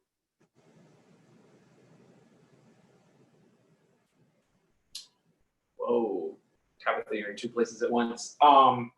I am interested to see sort of where our expected income was supposed to come from, like let's say 2020 was a regular year, Mm-hmm. and the distance between where we are now and where we, quote unquote, should be, or we're budgeted to be when we sort of, I guess, last June when we tried to come up with this budget. Because the prior budget was submitted by the interim CEO and of course the CFO, who is not here, I'm going to actually defer that response to Mr. Brown and Ms. Royal. Okay, I'm not even really looking. I mean, I don't even feel like I can get into this conversation right now without more context. Something else that I would like to see is a profit and loss sheet for the last 6-8 months or so, just to kind of like, take me through the story of how we got here, because it is, I'm just sort of like, I'm looking at the board budget that we received in June, and I've got some questions about that. It feels very sudden, and so I have a lot of questions, and I need to get more of a context so I can ask the right ones. But really, that's it. I mean, explain to me, I mean, not now, but like, show me in the numbers how we ended up where we're at now. And the sooner, the better. I've actually asked for the call meeting to be next week. I will be honest, I have put the staff under an incredible amount of pressure. And I'm sure that their eyeballs are going, yes, even though their heads may not be. But I have, in all seriousness, had a very stern conversation with the team. They know my expectations because I know your expectations. And so we know that this is a dire situation. We're operating under a tight timeline, and our team will be getting back together at 5 o'clock to start the process of putting the pieces back together. I have also consulted our COVID council that we have been utilizing for COVID-related matters, since we're talking about things such as employee pay during COVID and things like that. So we're not out here flying solo in terms of what we're recommending as a fix. So we're trying to be proactive, and a part of that is making sure that you all don't get blindsided by this any more than you already may feel that you have. But as soon as I was aware of it, I wanted to make you all aware of it. I got a question. Yes, ma'am. Terry left on July 16th, right? Yes, ma'am. So are you saying that nobody knew we were running out of money until yesterday when they came and told you? I didn't know until yesterday. How is it that nobody said to the CEO, hey, we are running out of money?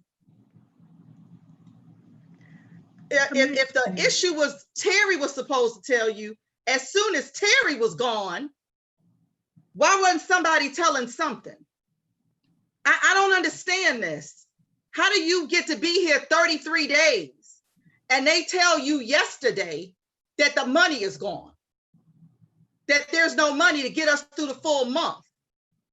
And how did we exhaust 1.5 million plus the reserves from May until August 4th?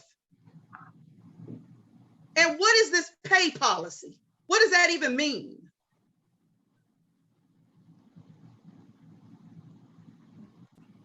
Somebody, what does that mean?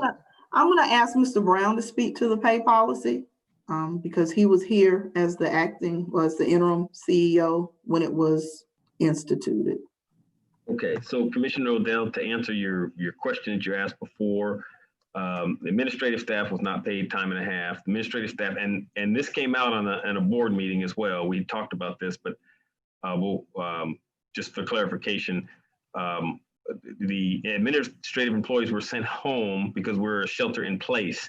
Some administrative employees were deemed essential. So for those employees that had to come into the office, they were paid for the time they were in the office. That's what was. They were paid in addition to the guaranteed 8 hours? They were.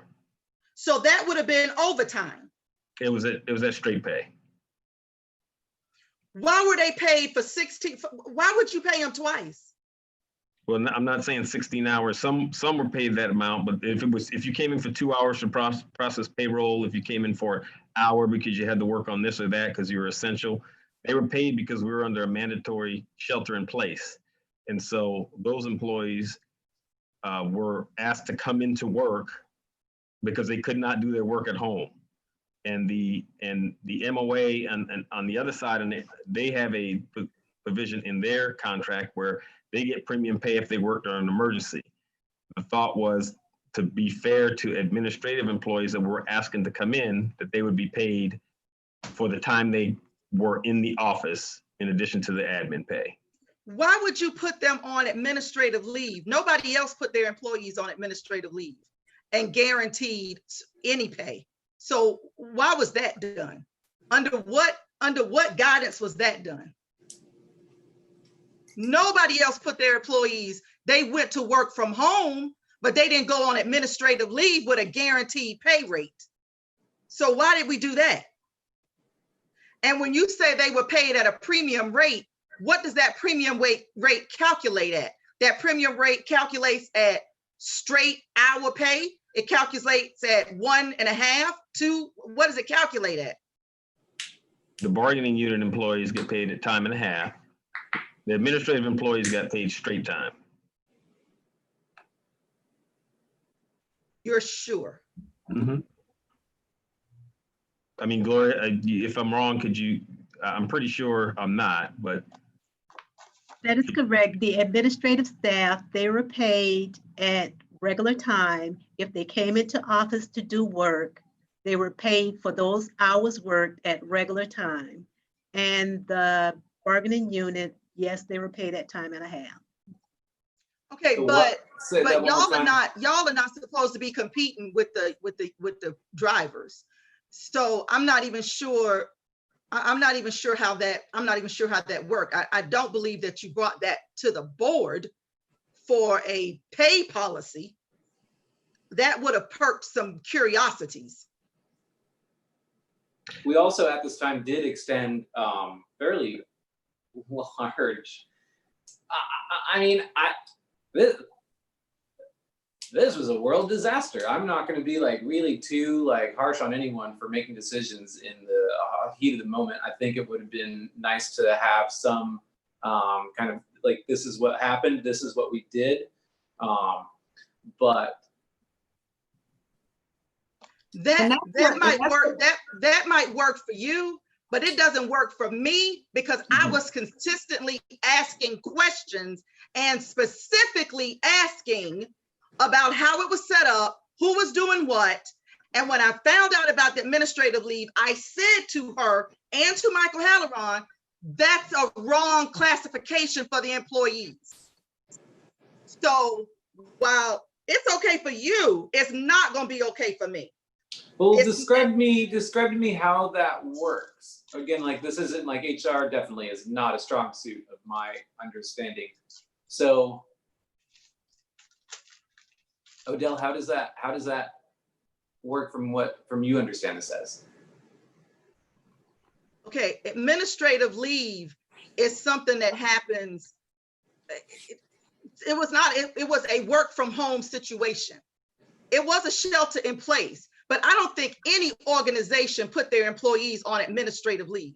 The county didn't, the city didn't. And administrative leave, that means that, what does that look like? That I'm being sent home? It varies from organization to organization, but I doubt if any transit agency put their employees on administrative leave. But Cara, did you put y'all people on administrative leave? No, where ma'am. you came from? No, ma'am, we did not. We did not. You just don't do that. And where was the HR person when this was happening? Wait, I'm just trying to understand what happened. So we put people on administrative leave, and they were paid time and a half. No. Okay, so people that were on administrative leave was at straight time. Okay, I want to see the policy that governs that. I'll send a copy of the policy to the board. Okay. And I also, when we have our call meeting, I'll ask our COVID counsel to join so that he can talk about industry standards. Okay, because okay, let me pull up the policy. So, okay, so I'll send an email with my questions on this policy, because I don't remember. I would have remembered this, especially since I was asking questions. And my last email that I sent, Michael Halloran sent me an email back and said, "Not my problem. You got to talk to the CEO," who was copied in my email. So yes, it was a national tragedy. It was an emergency. All hell broke loose. But that's why we get paid to be in positions of authority, to cope, adapt, and figure it out. So, So what about, why didn't anybody tell Bacara we were running out of money? Who sat on that? Because somebody sat on it. If Terry left on the 16th of July and Bacara found out yesterday. So now we got to jumble around and find $10 million.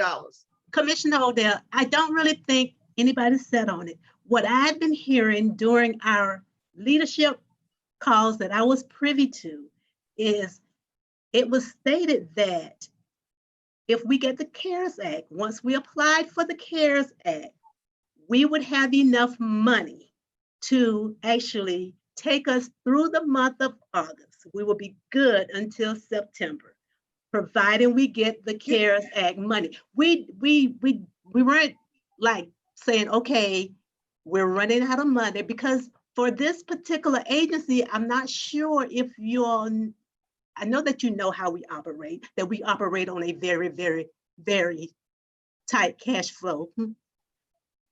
This is not unusual for us to be at this level of cash within this company during this period. It's Gloria? not. It's okay. So Gloria, maybe, hold on, Clint. Gloria, you're saying that they said if we get the CARES Act money, we would make it through September. We would make it we through were the end of supposed to August. exhaust. The end of So we were August. supposed to exhaust $10 million in a month? No, ma'am. No. We would not have exhausted. We would not have exhausted. We were anticipating the funds coming in August, and we would be okay. But we were told it was applied for in April. Nobody even applied for it until July 8th. How could y'all have been expecting the money if you didn't ask for it? Well, that's the thing. That's what we're trying to find out. From what we're seeing that the application was actually submitted on July 8th. Now, I don't know within that process, is there communications? Is there a dialogue that's going on with FTA? Because I do know at one point there was some conversations, whereas on the FTA side for submitting the application, they were trying to actually figure out the best way to submit these applications to expedite them through as soon as possible. So there were a couple of retracts that they did on it. Now, I don't know if there were conversations to say, okay, if you wait until this day to enter it, it would be best, and that is what happened. Or was the system not available, the TRAM system for applying the grants not available until a certain day to actually enter it? I'm not certain of that. But Gloria, that doesn't make sense if you're saying you're on these calls and you're talking about this ongoing, and it's like we're just waiting on the CARES Act money, but the money hadn't been. What conversation was going on these executive calls? We were receiving updates. We were receiving updates that the CARES Act had been allotted to CAT. We would receive this amount for CARES Act. We are on track with our revenues and expenses and would be okay. until the end of August. That is why I made it a point to notify Ms. Malden once we were approaching August 1st to let her know these were the conversations. We're entering into this last month. This is the cash flow. This is what we had. But this lady came in a month ago. Commissioner Odell, and then Terry, no, stop interrupting I will not be yelled at. I'm sorry. But you don't can't yell at me. interrupt me when I'm talking. I'm the chair of this I committee. don't understand. I don't understand how when Terry left, a part of the executive briefings that would have taken place with Ms. Malden, why didn't this come up before? When Terry, I can understand nobody's saying anything because it was Terry's obligation to do that. But once she left, shouldn't there have been some conversations like, this is what Terry was working on, this is what we're waiting on, this is where we are? Shouldn't that have happened once Terry left? And I'm gonna be quiet. Gloria, yes. May I? Okay. Please. Okay. When she left, it was not crystal clear where she was in terms of what she was working on, and we had to put the pieces back together. I'm not making an excuse, that is actually a fact. And so in our efforts to put the pieces of the puzzle back together, this is when it was discovered that we are where we are. And again, I just wanted to wave the flag so that you all would understand that this is where we are, so that it would be, I would rather you have the surprise now than we get to September and the account balance be zero, basically. And we're absolutely not able to make obligations, including payroll. So are we gonna try to extend the credit line to the county? Tabitha. We're gonna make a recommendation when we have our call meeting. Our team is working. Our team is working on a recommendation. I promise we will come back with a recommendation, several, not just one, but several for the board to consider. And we will in fact try to send you as much information as we can going into the call meeting so that you have something to consider going in. So I don't want to hit you with anything cold, but I don't want to speculate either in terms of what the fix is. Okay. Ms. Royal, thank you for the explanation. I think you made me feel a little bit, I'm not going to say a lot better, but definitely a little bit better about where we are, that we do go through ups and downs, just given the turbulence of this year. Our ups are going to be higher and our downs are going to be a lot lower. So I think that gives me a little bit of context that this isn't necessarily a catastrophic failure, although there probably are lots of problems that we need to get to and fix and find solutions to, that this is more of an amplification, not necessarily a major catastrophic failure in protocol. And then Commissioner Odell, we've got to figure out a way to do this in a way that isn't yelling at other board members or at staff members. I'm not yelling. Or interrupting. I'm not yelling. I have a deep voice, but you have a irritating habit of constantly trying to tell me to be quiet.